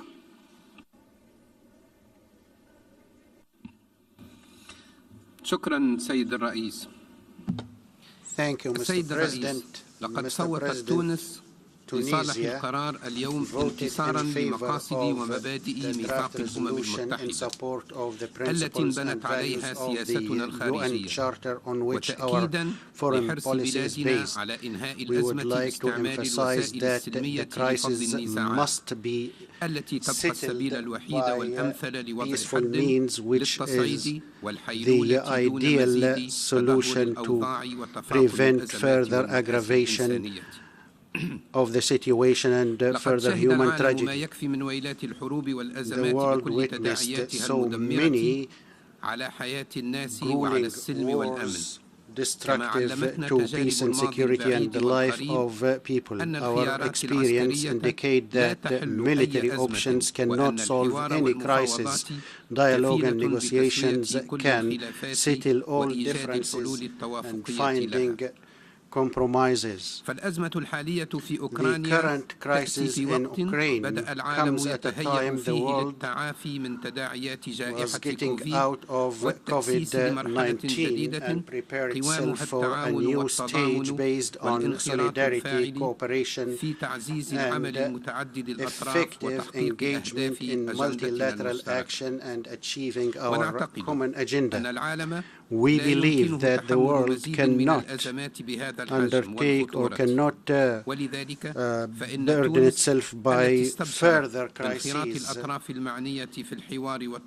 We encouraged the engagement of the parties in peaceful negotiations and we urge the international community to intensify efforts to obligate these parties to resort to negotiations in a manner to cease hostilities and to prepare the way for finding permanent solution. Given the fact that international peace and security are a whole, Tunisia calls for dealing with all just questions in one standard so that peoples can regain their legitimate rights in accordance with international legitimacy to build a more stable, more peaceful world. Thank you, Mr. President. I thank the distinguished representative of Tunisia, and now I give the floor to the distinguished representative of Rwanda. Thank you. Thank you, Mr. President, for giving me the floor. Mr. President, Rwanda takes the floor to explain its position on the vote we just cast. Rwanda voted in favor of this resolution to firmly support the sovereignty, independence, and interior integrity of any country must be respected. We supported this resolution to reaffirm our commitment to the Charter of the United Nations. Mr. President, military escalation should cease immediately and go for peaceful settlement of the crisis. The Russian Federation and Ukraine have the key to resolve this conflict. The external intervention will only worsen the situation. Mr. President, we fully support international efforts to de-escalate the war, including the efforts of the Secretary General in solving the crisis. We urge all concerned parties to demonstrate calm and seek a solution to the conflict through dialogue to ensure that civilians do not continue to pay the heaviest price. A lasting solution, Mr. President, will only be achieved through dialogue by both parties, taking into account the concerns of both sides. The current war does not guarantee that it will bring peace. Instead, it's likely to generate subsequent crises and human suffering. Rwanda also expresses serious concern with the extent of humanitarian devastation and peace and security challenges caused by the conflict. We are also concerned by the reports that Africans are being brutally segregated and denied safe exit and admission to neighboring countries. We call on all those who are involved to allow unhindered evacuation without looking at the color of origin of anyone. Mr. President, the founding principles of the United Nations Charter is to live peacefully with each other, uphold the sovereignty and territorial integrity of states while considering the security interests of other countries. Diplomatic options present the better solution to the sustainable peace. We call for open dialogue and negotiations in good faith. Finally, Mr. President, Rwanda calls for a sincere commitment to the United Nations Charter and international order. The ongoing crisis poses a severe threat to international peace and security. We encourage concerned parties to give a chance to peace. We wish to underline that a long-lasting solution to the current crisis primarily lands and is in the hands of both Ukraine and the Russian Federation. Dialogue is the only option to resolve the current crisis. I thank you, Mr. President. I thank the distinguished representative of Rwanda, and now I give the floor to the distinguished representative of China. Thank you, Mr. President. 主席先生， Mr. President, 乌克兰局势 there continues to be dramatic changes of the situation in Ukraine. What is now unfolding is indeed heart-wrenching.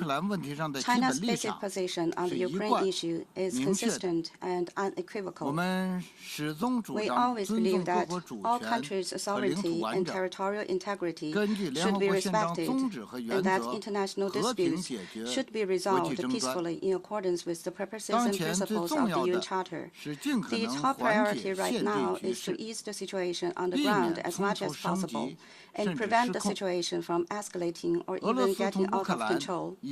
Russia and Ukraine have already held their first round of negotiations. Despite their differences, both sides have shown their willingness to continue the negotiations. China welcomes this.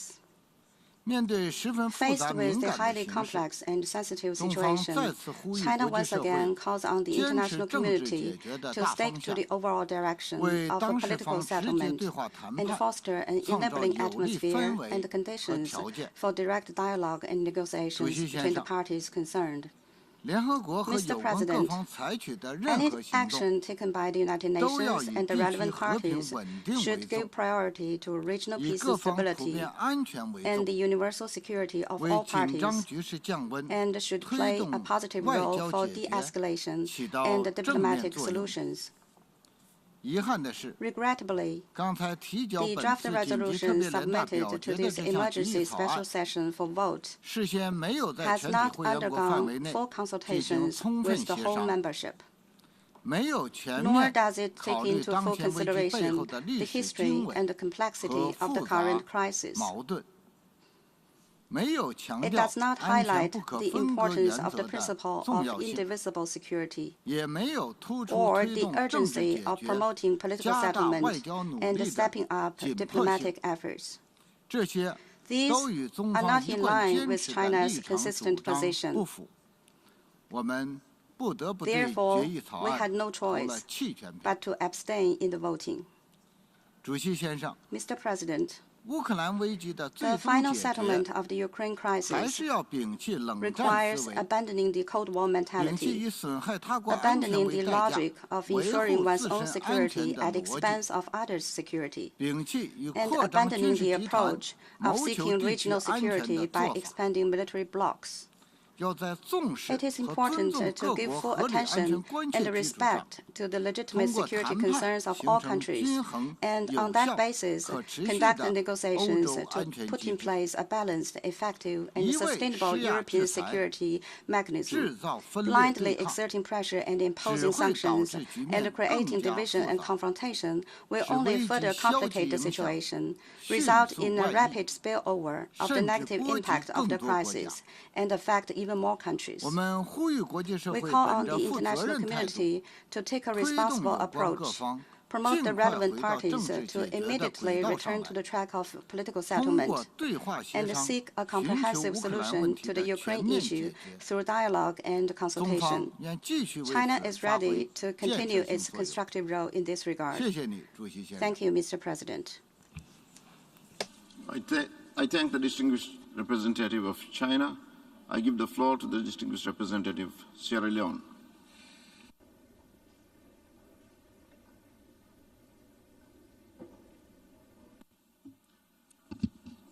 Mr. President, Secretary General, Excellencies, the delegation of Sierra Leone has requested for the floor to explain its position on the agenda item and vote on the resolution.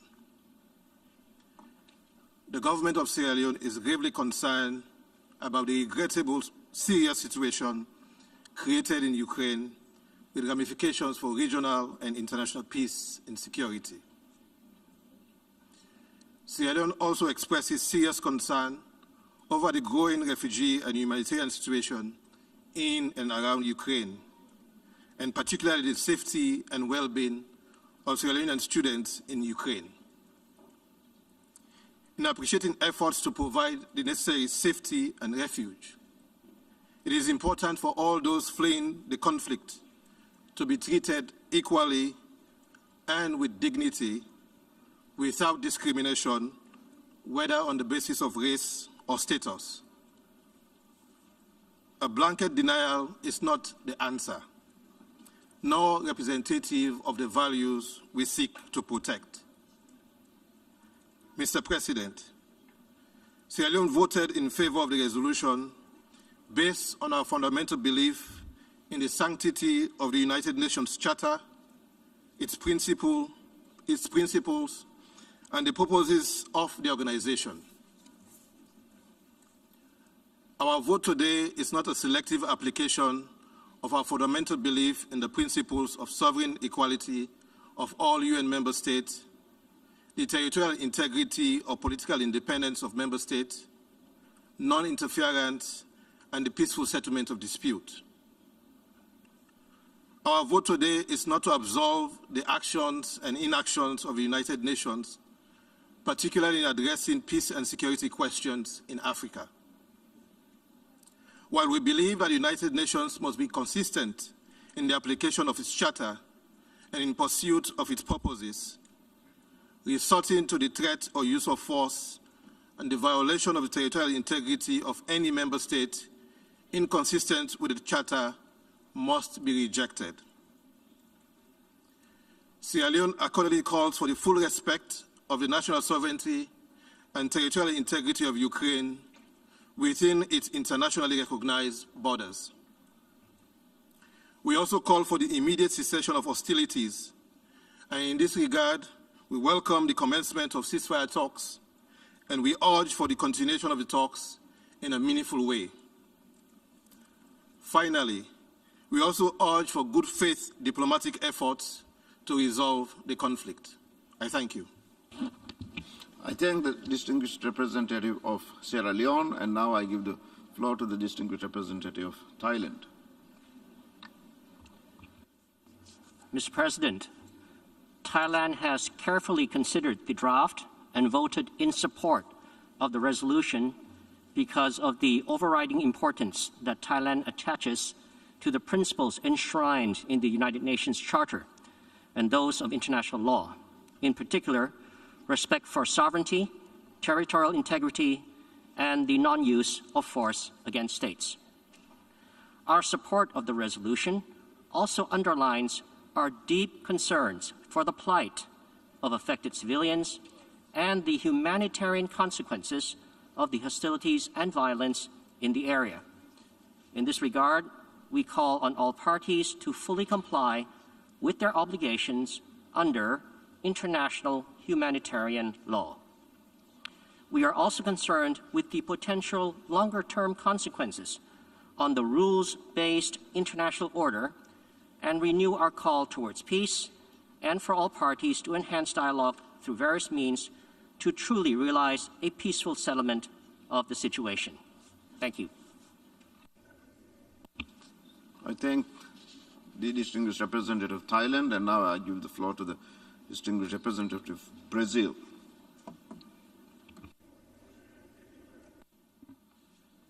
Mr. President, we recognize the exceptional circumstances we are all facing, and we share the conviction that the General Assembly could not remain silent. The resolution adopted this morning conveys a message, and Brazil has added its voice to that of other members.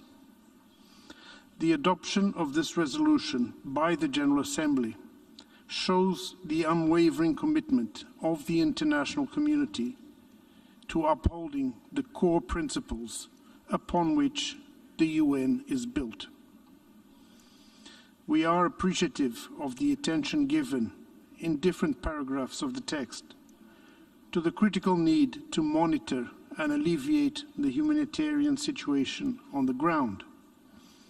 We also welcome the text for urging the parties to the conflict to fully respect international humanitarian law, to guarantee the safety of civilians, as well as of humanitarian and medical personnel, and to facilitate unhindered access of humanitarian assistance to those in need.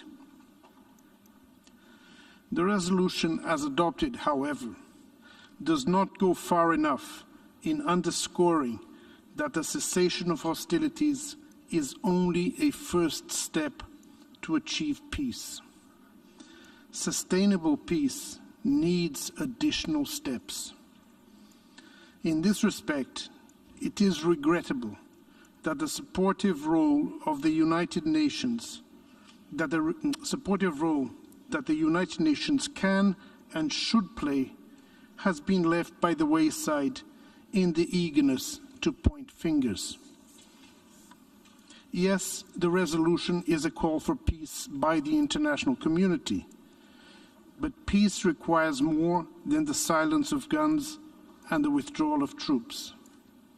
The path to peace requires comprehensive work on the security concerns of the parties. The only precondition should be an immediate ceasefire. Mr. President, the resolution cannot be seen as permissive towards the indiscriminate application of sanctions and the deployment of arms. These initiatives are not conducive to the proper resumption of a constructive diplomatic dialogue and risk further escalating tensions with unpredictable consequences to the region and beyond. We also have concerns about preambular paragraph 15. It is not constructive at this moment fraught with danger in this particular resolution to comment on military measures adopted by any specific nuclear power, be it the Russian Federation or the members of NATO. Once effective negotiations do get started, all the parties must show true flexibility and spirit of compromise. Lasting solutions can only be achieved at the negotiating table through committed dialogue. Brazil continues to urge all actors to de-escalate and to renew efforts in favor of a negotiated diplomatic agreement between Ukraine and Russia that contributes to the establishment of the security and the stability of the region. We stand ready to resolutely work in favor of peace in the discussions in this Assembly, in the Security Council, and in other fora. I thank you, Mr. President. I thank the distinguished representative of Brazil. I give the floor to the distinguished representative of the United Arab Emirates. Thank you, Mr. President. This emergency special session comes as the conflict in Ukraine has reached a dangerous inflection point. The international community is alarmed by developments on the ground, and this is the clear message of today's resounding vote. The humanitarian situation is worsening by the day. We have seen reports of rapidly growing civilian casualties and massive displacement, the extent of which Europe has not experienced in decades. The UAE is deeply concerned by these developments. Our collective responsibility must, however, be towards exhausting all efforts and using all diplomatic channels to prevent a further deterioration of the humanitarian situation. We remain firm in that belief more than ever before. Yesterday, the UAE pledged $5 million in response to the UN's humanitarian flash appeal. We know that in the days, weeks, and months ahead, more must be done. The credibility of this organization, born out of the ashes of World War II, rests on its universal representation and its effectiveness in applying the principles that we all uphold. However, as this conflict has revealed, the clear and full voice of the United Nations has only grown harder to summon because it is not equally applied. Despite deepening divisions, now is time to take a step back, identify diplomatic off-ramps, and engage constructively to end this conflict. It is also a time to summon our reserves of wisdom and experience to guide the way forward. Global solidarity means doing more than focusing on conflicts in some parts of the world while ignoring others. We need to shift our mindset from conflict management to conflict resolution. Our collective security depends on it. Let this crisis be the wake-up call. The future of this organization may rest on that. We all need to galvanize UN efforts to promote the dialogue, work towards an end to the hostilities, and address the humanitarian situation for those most desperately in need. The UAE recognizes the need to meet this moment with renewed diplomacy and leadership, and put the needs of the people on the ground at the center of our efforts. The avenues for dialogue must, however, remain open more urgently than ever before, and we must pursue them together.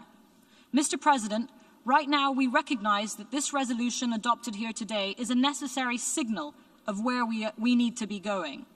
Resigning ourselves to a cycle of perpetual violence and sanctions that only adds to the suffering of civilians diminishes us all. We voted for this resolution, and we join with member states in making this appeal to peace, a just peace that endures by recognizing the legitimate concerns of all parties and also abides by the UN's charters of principles and independence and sovereignty and territorial integrity. This resolution, however, as others have said, is not enough for a sustainable peace. Resolution of this conflict requires dialogue and effective diplomacy. This text represents the determination of member states to respond to the conflict today in Ukraine. That is the call that rings clearly from this meeting. We must now turn to finding ways to bring about its peaceful resolution with full respect for and commitment to real and engaged diplomacy. Thank you. I thank the distinguished representative of the United Arab Emirates, and now I give the floor to the distinguished representative of India.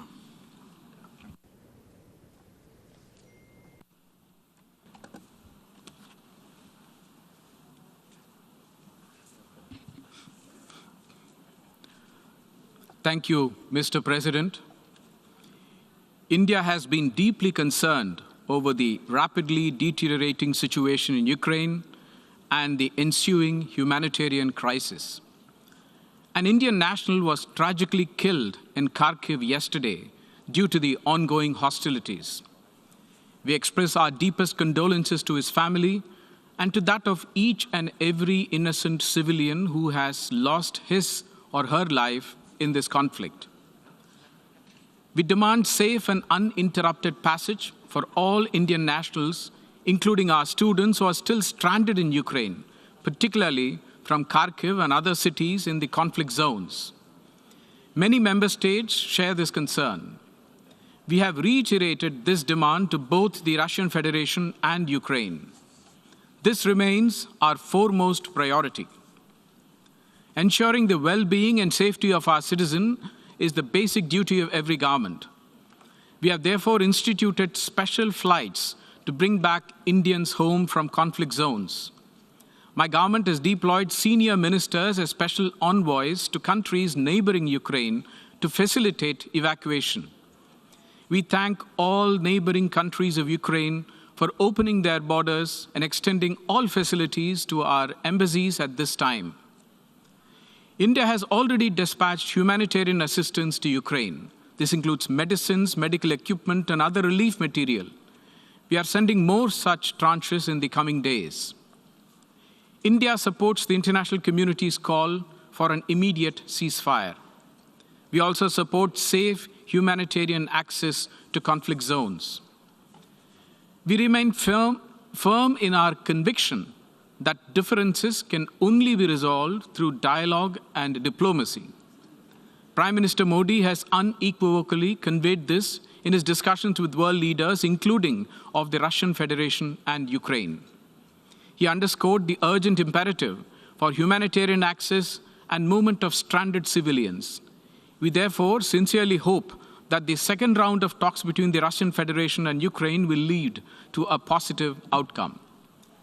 India urges that all member states demonstrate their commitment to the principles of the UN Charter, to international law, and respect of sovereignty and territorial integrity of all states. Keeping in view the totality of the evolving situation, India decided to abstain. I thank you, Mr. President. I thank the distinguished representative of India. I now give the floor to the distinguished representative of Bahrain.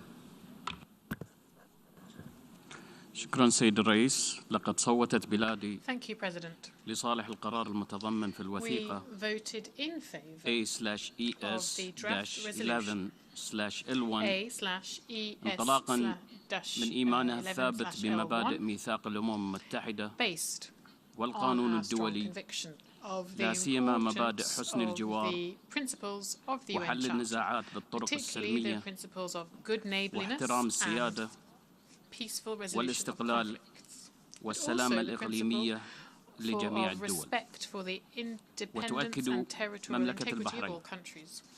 على The دعمها Kingdom لكافة of الجهود Bahrain الرامية إلى underscores its وقف العمليات support for العسكرية all efforts that واللجوء إلى seek to الحوار end hostilities والوسائل الدبلوماسية. and for وشكرا dialogue سيد to الرئيس. resume and use all diplomatic means necessary to achieve peace. Thank you, President.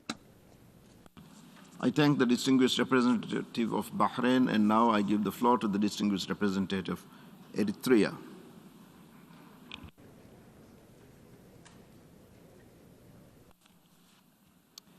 Thank you, Mr. President. Eritrea is taking the floor in explanation of vote after the vote on the draft resolution A/ES-11/L1.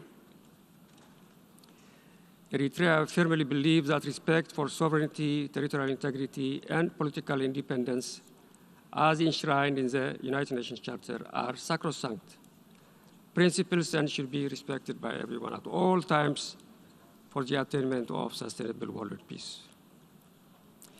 Eritrea's vote is demonstration of its uncompromising stand for peace. Its position is against internationalizing, incessant rhetoric, and imposition of unilateral sanctions, which regrettably further polarize international relations and escalate the situation with enormous implications for civilians.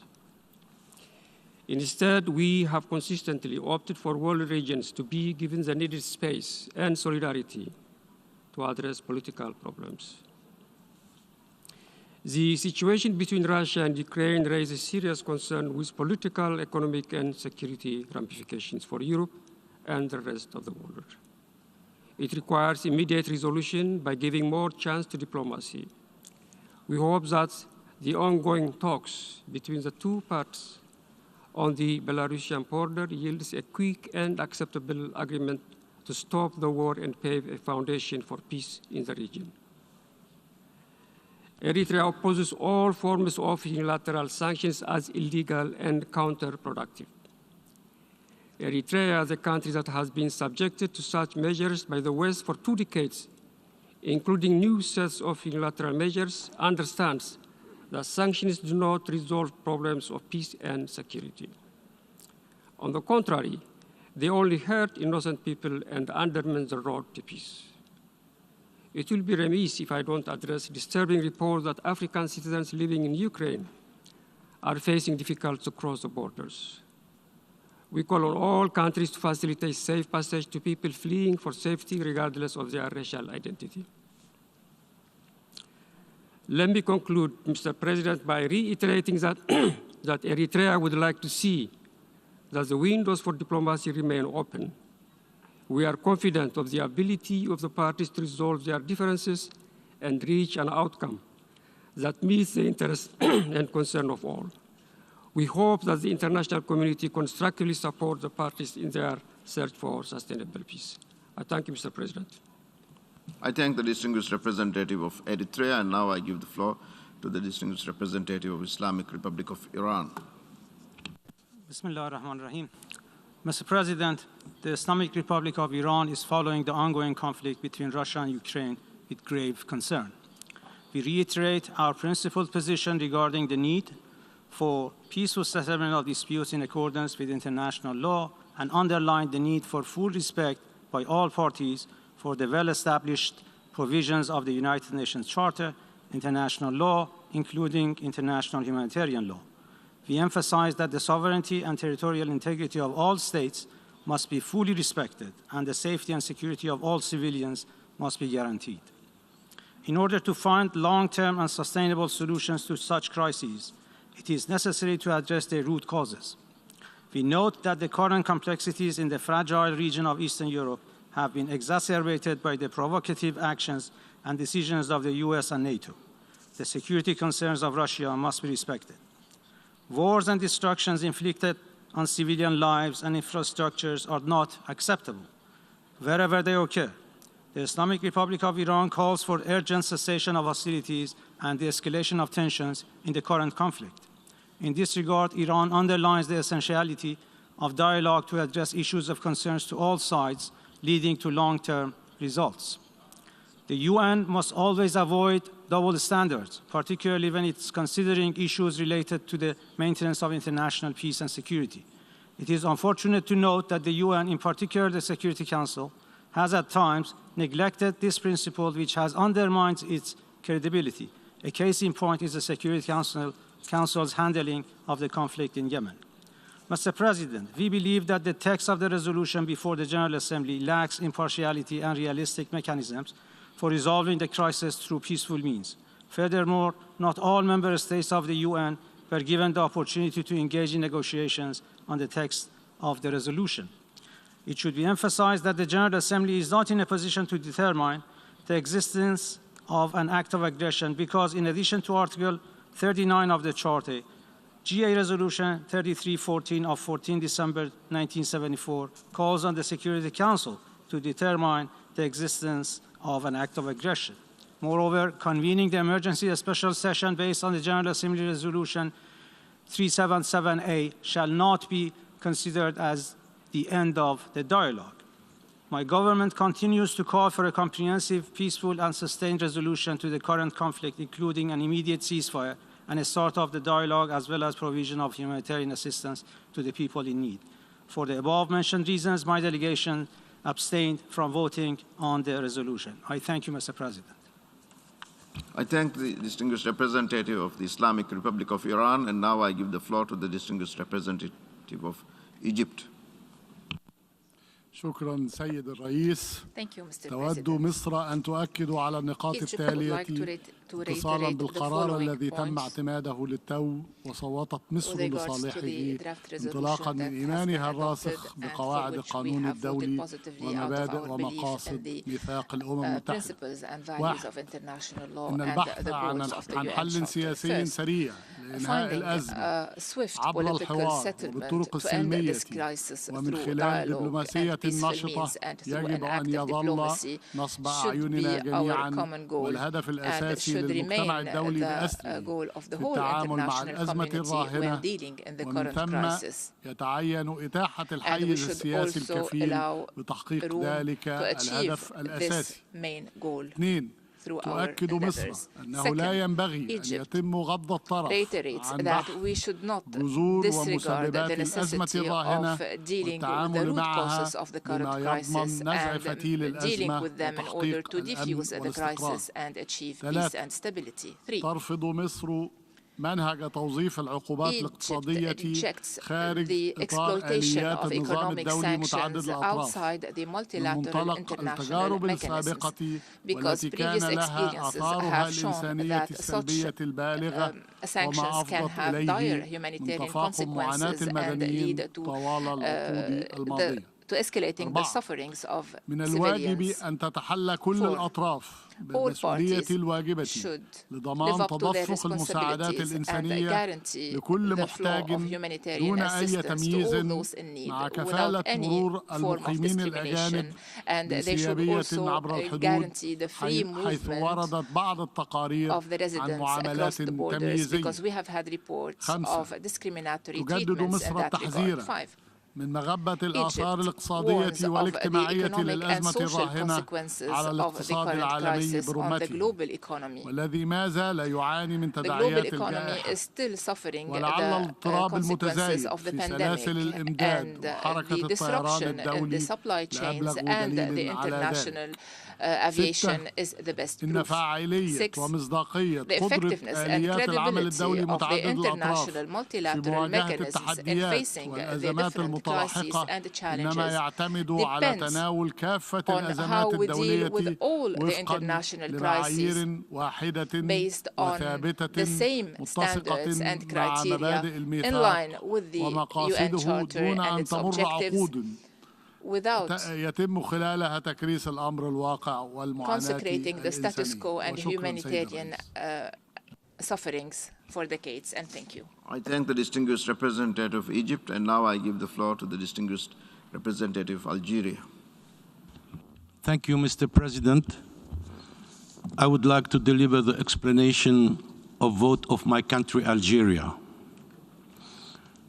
في الوقت الذي يتابع فيه بلاد الجزائر at a time when my وبقلق country بالغ Algeria is closely تطور الأوضاع following the الخطيرة الراهنة development والمتصاعدة في of the أوكرانيا situation and the escalation in يود Ukraine. وفد بلادي التأكيد My مجددا delegation would like to تمسك emphasize once الجزائر again that الثابت Algeria بمبادئ is ومقاصد committed ميثاق to الأمم the المتحدة principles and the التي objectives of the يتعين أن United تبقى Nations, أساس القانون which should الدولي remain the basis وحجر of الزاوية في international العلاقات law and a الدولية cornerstone in لا سيما international تلك المتعلقة relations, especially باحترام استقلال the الدول respect of وسيادتها the وسلامة independence, أراضيها sovereignty, طبقا and للشرعية territorial الدولية integrity of the member وحق states الشعوب according في to the تقرير international مصيرها legitimacy and the right of people وانطلاقا to من self-determination. مواقفها المبدئية And in line فيما with يتعلق our بتعزيز النظام متعدد positions الأطراف calling for والحفاظ عليه enhancing multilateralism and وتماشيا مع safeguarding it, التزامها and بتطوير also in العلاقات line with our الودية بين commitment الدول to developing على أساس التعايش amicable السلمي relationships والتسوية among السلمية countries للنزاعات based on peaceful والاحترام coexistence and the peaceful المتبادل settlement of conflicts and للالتزامات the الدولية mutual respect of والضمانات international الأمنية commitments لا and يمكن security لبلاد guarantees. الجزائر My country, إلا Algeria, الانضمام can إلى only كافة join الجهود all the والدعوات other efforts الدبلوماسية and diplomatic الهادفة إلى calls تخفيف aiming حدة at التوترات الحالية de-escalating the current وانتهاج فضائل situation الحوار and من أجل adopting إذكاء dialogue العيش in معا order في to سلام بين foster الدول peaceful coexistence حفاظا among على السلم nations والأمن to safeguard الدوليين. international Thank you, peace Mr. and President. security. Thank you, Mr. President. I thank the distinguished representative of Algeria, and now I give the floor to the distinguished representative of United Republic of Tanzania.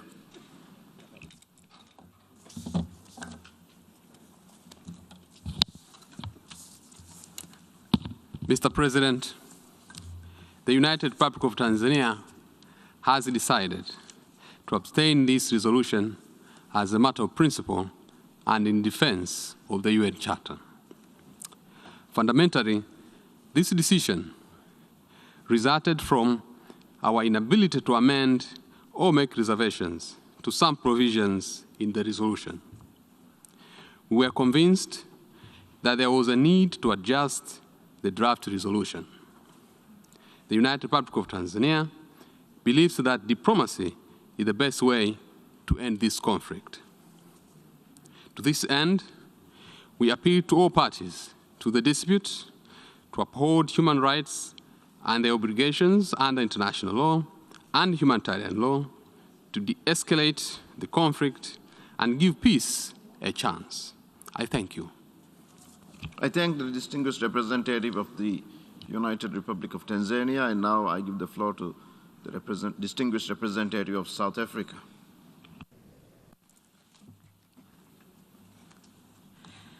Thank you, Mr. President, and we thank you for giving us the opportunity to take the floor to elaborate on South Africa's decision to abstain on today's resolution. Mr. President, let me reiterate our position expressed during the discussions of the emergency special session over the last few days. Firstly, by highlighting that South Africa remains deeply concerned by the escalation of conflict in Ukraine and the regional and international socio-economic implications. We strongly urge all sides to uphold international law, including humanitarian law and human rights law, as well as the principles of the UN Charter, including sovereignty and territorial integrity. Mr. President, the conflict involves two members of the United Nations in an armed conflict, which this organization has at its foundation the responsibility to prevent. The United Nations, therefore, must take decisions and actions that will lead to a constructive outcome conducive to the creation of sustainable peace between the parties. The resolution that we have considered today does not create an environment conducive for diplomacy, dialogue, and mediation.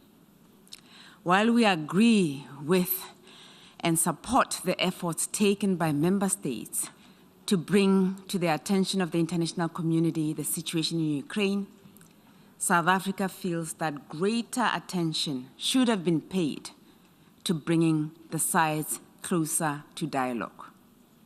For South Africa, the text in its current form could drive a deeper wedge between the parties rather than contributing to a resolution of conflict.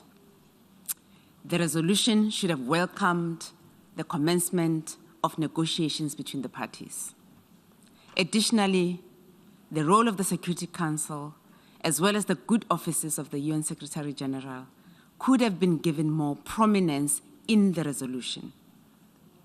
It is understood that one of the root causes of conflict is related to the security concerns of the parties. This should have been addressed in the resolution.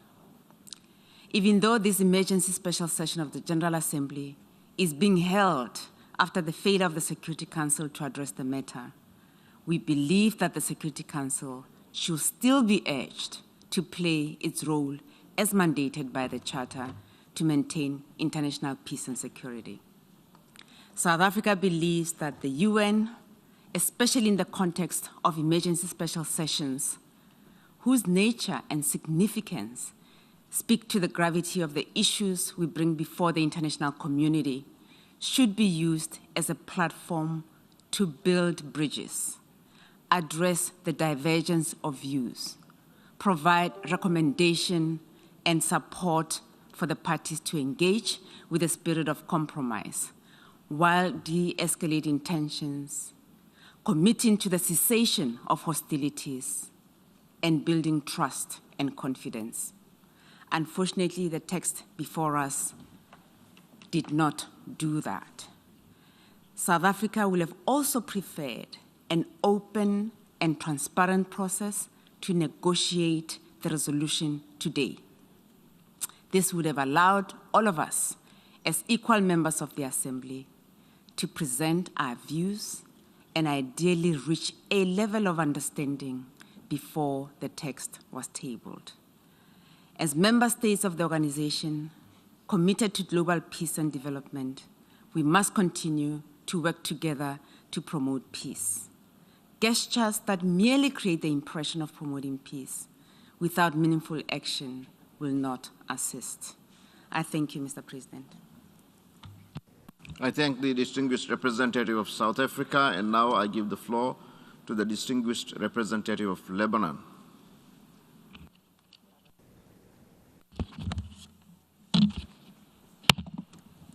Thank you. Thank you, Mr. President. Lebanon voted yes on this resolution because Lebanon, a founding member of the United Nations, believes in the purposes and principles of the United Nations Charter, especially the prohibition of the threat or use of force in international relations, the principle of non-intervention, and the peaceful settlement of disputes. Mr. President, these are not merely slogans for Lebanon. We lived through invasions, occupation, intervention in Lebanon's internal affairs, and experienced devastation, loss, and pain that we are still enduring its consequences today. That's why our decision today was not taken lightly. We know what happens in wars, but we also know that wars happen not only when people fail to prevent them, but most importantly, when the voices of war drown the cries for peace. Lebanon, a peace-loving nation, enjoys a good relationship and friendships with all parties to this conflict, with Russia and Ukraine. And in this spirit, we call on everybody to go back to the logic of peace. Mr. President, yesterday, a European colleague told me he has never lived through war. I was happy for him. I lived through at least 2 invasions, a civil war, multiple assassinations, and explosions. That's why, Mr. President, I don't want anybody to live in what we lived through. It's time for diplomacy, for dialogue, and a peaceful resolution of this conflict. I hope that all my colleagues here in this GA hall will put the same energy and commitment that was put to make this vote and its result a reality, to start working for a peaceful resolution that takes both sides' concerns and interests into consideration, so the world will step away from this abyss of war. Mr. President, the preamble of the United Nations Charter tells us, quote, to unite our strength, to maintain international peace and security. Now we need this unity. Unity for peace. The United Nations is well positioned to step up and step in to make this peace a reality. Now we need to stop the escalation in words and deeds and help both sides to take the path of peace for the sake, not only the two sides, but for the sake of our world. Mr. President, we in the Middle East are very concerned about this war because of its impact on Europe, but also because we know from experience what happens in Europe does not stay in Europe. That the last two world wars left deep scars in our part of the world, obliterated countries and hopes, and we are still living its aftermath today. I hope, Mr. President, we all learn the lessons of the last wars, and I hope that from this moment we start working only for peace. Peace in our time, peace in all time, as a former president of the United States said. Mr. President, I agree with Albert Camus in his speech upon receiving the Nobel Peace Prize in Literature in 1957, that probably, and as a quote, every generation sees itself as charged with remaking the world. Mine, however, knows that it will not remake the world, but its task is perhaps even greater, for it consists in keeping the world from destroying itself. This is the same responsibility bestowed on us as the Charter instructed us to save succeeding generations from the scourge of war. I thank you, Mr. President. I thank the distinguished representative of Lebanon, and now I give the floor to the distinguished representative of Malaysia. Mr. President, as a member of the family of nations, Malaysia is committed to the principles and purposes of the Charter of the United Nations and the ideals it espouses. We reiterate the inviolability of the fundamental principles of territorial integrity and sovereignty of a country and peaceful settlement of disputes in the maintenance of international peace and security as well as global prosperity. All parties must uphold these fundamental and sacrosanct principles of the UN Charter and international law that guide the conduct of friendly relations between nations and peaceful coexistence. Many will agree that the resolution before us is far from perfect.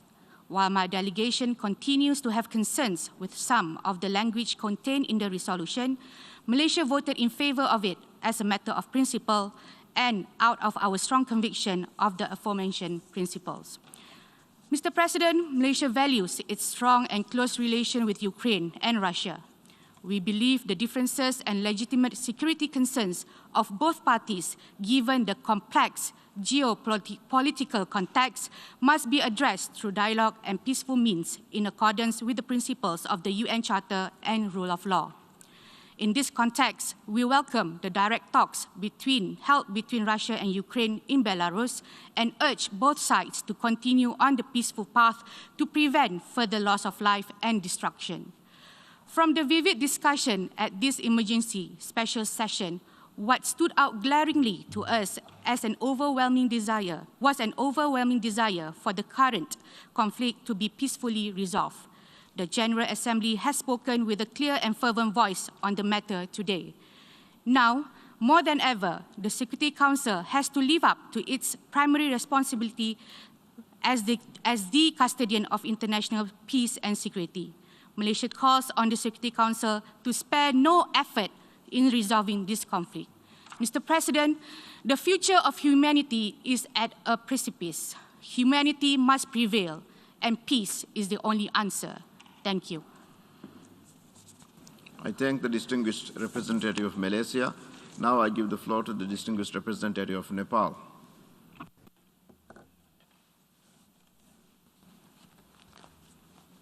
Mr. President, Mr. Secretary General, my delegation is distressed by the ongoing violence and conflict in Ukraine.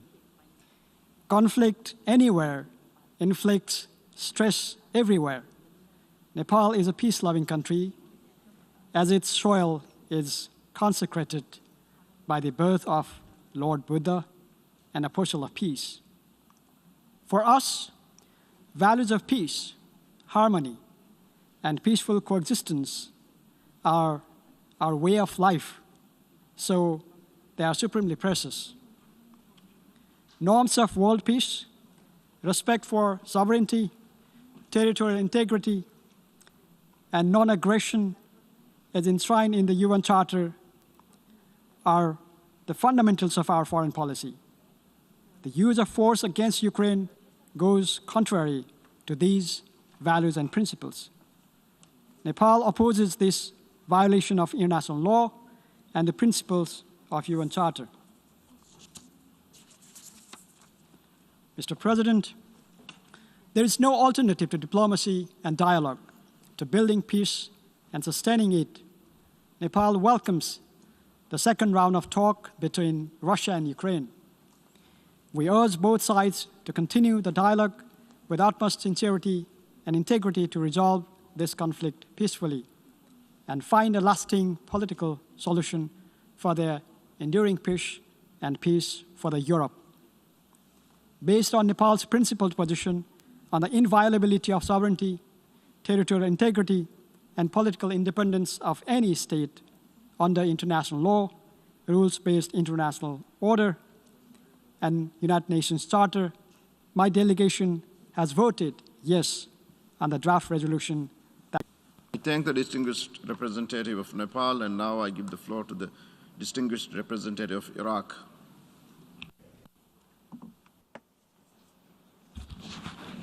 شكرا سيد الرئيس. Thank you, Mr. President. طلبنا المشاركة في إبداء تعليل إعلان التصويت We بعد have التصويت. requested the floor to justify our vote. صوت العراق بالامتناع على القرار المعتمد أمامنا هذا اليوم in this vote والمرقم on resolution A/ES-11/L1. يأسف العراق لتدهور Iraq الأوضاع regrets والتوتر the الحاصل deterioration of the situation and the escalating tensions between the Russian Federation and ويدعو جميع Ukraine. الأطراف And إلى Iraq حل calls upon الأزمة all parties to settle عبر this تغليب لغة conflict الحوار by giving priority خلال to الوسائل dialogue and الدبلوماسية. through the diplomatic means. والركون إلى طاولة المفاوضات And we invite them to go back to negotiations in order to solve their concerns and in order to safeguard international peace and security وعدم تعريض الدول إلى أزمات اقتصادية وأمنية threaten the world with economic and political crises resulting from this situation.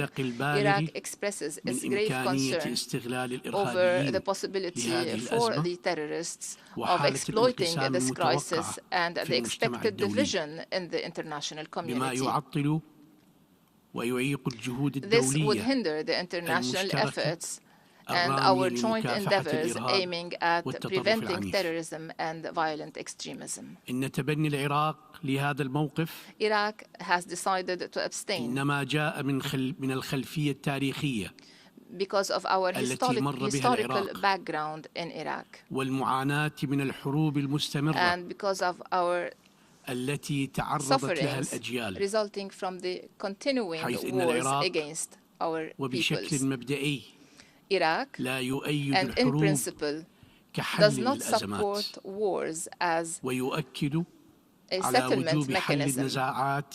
And we reiterate that all conflicts should be settled peacefully in order to safeguard the lives of civilians. Iraq calls upon all parties to uphold the UN Charter and international law and emphasizes the necessity of safeguarding the security and safety of the international staff and the humanitarian workers. And thank you.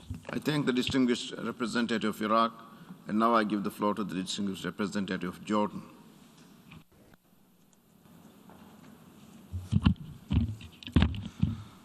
شكرا السيد الرئيس. لقد صوت الأردن لصالح مشروع القرار الذي تم اعتماده الآن تأكيداً على سيادة الدول وسلامتها الإقليمية واستقلالها السياسي وعلى محورية تحريم استخدام القوة في العلاقات الدولية وبما يخالف أحكام القانون الدولي وميثاق الأمم المتحدة. يأمل الأردن أن يتم العمل على نزع فتيل النزاع والوصول إلى tensions in order to reach a peaceful settlement of this conflict, and that both parties will sit together on the negotiation table in order to reach such a peaceful settlement. We also hope that international efforts will be intensified on both the political and diplomatic levels to assist the parties to end this crisis, and in order to avoid the dire consequences that have risen and could arise out of this conflict. And we would like to reiterate that all parties, and I insist all parties, should respect the international humanitarian law, human rights, and the international refuge law without any discrimination. To conclude, Jordan would like to remind of the necessity of respecting the international law provisions and the UN Charter, whereas force should not be used against other countries and peoples, and should not be used against the right to self-determination, and that a single standard should be implemented regardless of the region concerned and without any discrimination in implementing international criteria and standards. And we hope that this would lead to an effective dialogue inside the organization in order to implement this approach and to assess the current approach and to reach our common goal. Thank you, Mr. President. I thank the distinguished representative Jordan. We have heard the last speaker in explanations of vote after the vote. We will now hear statements after the adoption of the resolution. And now I give the floor to the distinguished representative of the European Union. Mr. President, Mr. Secretary General, dear colleagues, last week the UN Security Council was prevented to act against Russia's unprovoked and unjustified military aggression on Ukraine because of one isolated vote, that of the Russian Federation. Immediately after that, we initiated work to ensure that this body, where the countries of the world can all speak up, lives up to its responsibility. Over the past few days, the European Union has worked hand in hand with Ukraine and countries from all parts of the world to prepare the resolution just adopted. We thank all countries that have supported it. The decision is clear. The world has spoken. The Russian government must immediately stop the aggression, withdraw its troops, and abide by the rules of the UN Charter that applies to all equally. Over the past days, the brutality of Russia's invasion, with the complicity of Belarus, has reached unimaginable levels, with indiscriminate attacks against Ukrainian cities causing death and destruction among civilians in complete disregard of international law. Distinguished colleagues and friends, this is not just about Ukraine. This is not just about Europe. This is about defending an international order based on rules we have all signed up to, the sovereign equality of all states, large and small. This is about whether we choose tanks and missiles or dialogue and diplomacy. Today's historic vote clearly shows Russia's isolation from the rest of the international community. By voting overwhelmingly in favor of the resolution, we have chosen to defend peace where Russia has chosen brutal aggression. We have chosen to defend this organization and its charter where Russia has violated the fundamentals of both. Russia stands increasingly alone. The European Union and the world stand with the Ukrainian people. Thank you very much. I thank the distinguished representative of the European Union, and now I give the floor to the distinguished representative of Denmark on behalf of the Nordic and Baltic countries. Mr. President, I have the honor to speak on behalf of the 8 Nordic Baltic countries, Estonia, Finland, Iceland, Latvia, Lithuania, Norway, Sweden, and my own country, Denmark.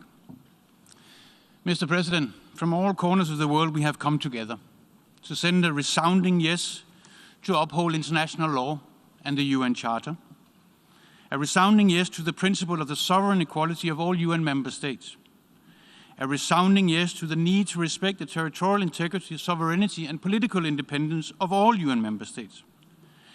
A resounding message to Ukraine and all Ukrainians. In the words of a colleague who spoke yesterday, you are not alone. We stand with you today, tomorrow, and until peace prevails, and Ukraine's sovereignty, independence, and territorial integrity are fully restored and respected. We have also sent a clear message to Russia and to Belarus. Stop the aggression now. Full stop. What you are doing is unacceptable. It is wrong. Your unprovoked aggression against Ukraine is a violation of the core principles that you signed up to when you laid the foundation of this very organization, of this community of nations. Your invasion of Ukraine deserves our strongest condemnation. You will be held accountable, and every legal avenue available must and will be used to hold the aggressor to account. You must stop the war immediately. You must return your troops to Russia. You must return to the path of peace, of genuine dialogue. It is not too late to stop. It is not too late to reverse the course. It is not too late for you to return to this community where we believe, with all our faults and imperfections, in the principle of the sovereign equality of all. Mr. President, we are deeply concerned by the grave unfolding humanitarian crisis. We demand that all parties fully comply with their obligations under international humanitarian law and human rights law, protect civilians and critical civilian infrastructure, and ensure the safe, rapid, and unhindered humanitarian access and passage. Humanitarian and medical personnel, as well as hospitals and other medical facilities, must be protected. Mr. President, thousands of civilians have been killed, more have been injured, and close to 1 million innocent civilians have been forced to flee across borders. Even more have been internally displaced inside Ukraine. They are in need of help and assistance, without delay, without hindrance and preconditions. And we take this opportunity to salute and express our deepest respect, appreciation, and admiration for the generous assistance and protection that Ukraine's neighbors have shown to all those fleeing the conflict, men, women, and children from all corners of the world. Once again, we conclude by echoing the words of a peaceful protester who had written on her sign, "If Russia stops fighting, there will be no more war. If Ukrainians stop fighting, there will be no more Ukraine." I thank you.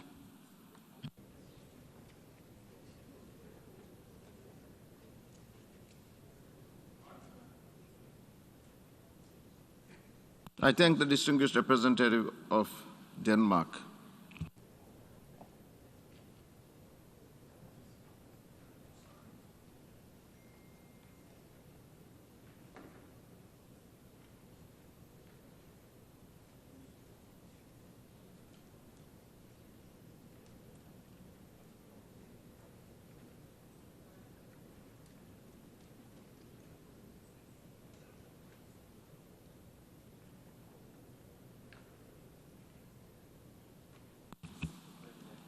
I now give the floor to the distinguished representative of Turkey. Thank you, Mr. President. We thank you for convening this historic emergency special session of the General Assembly, a session that was called because the Security Council failed once again to fulfill its primary responsibility.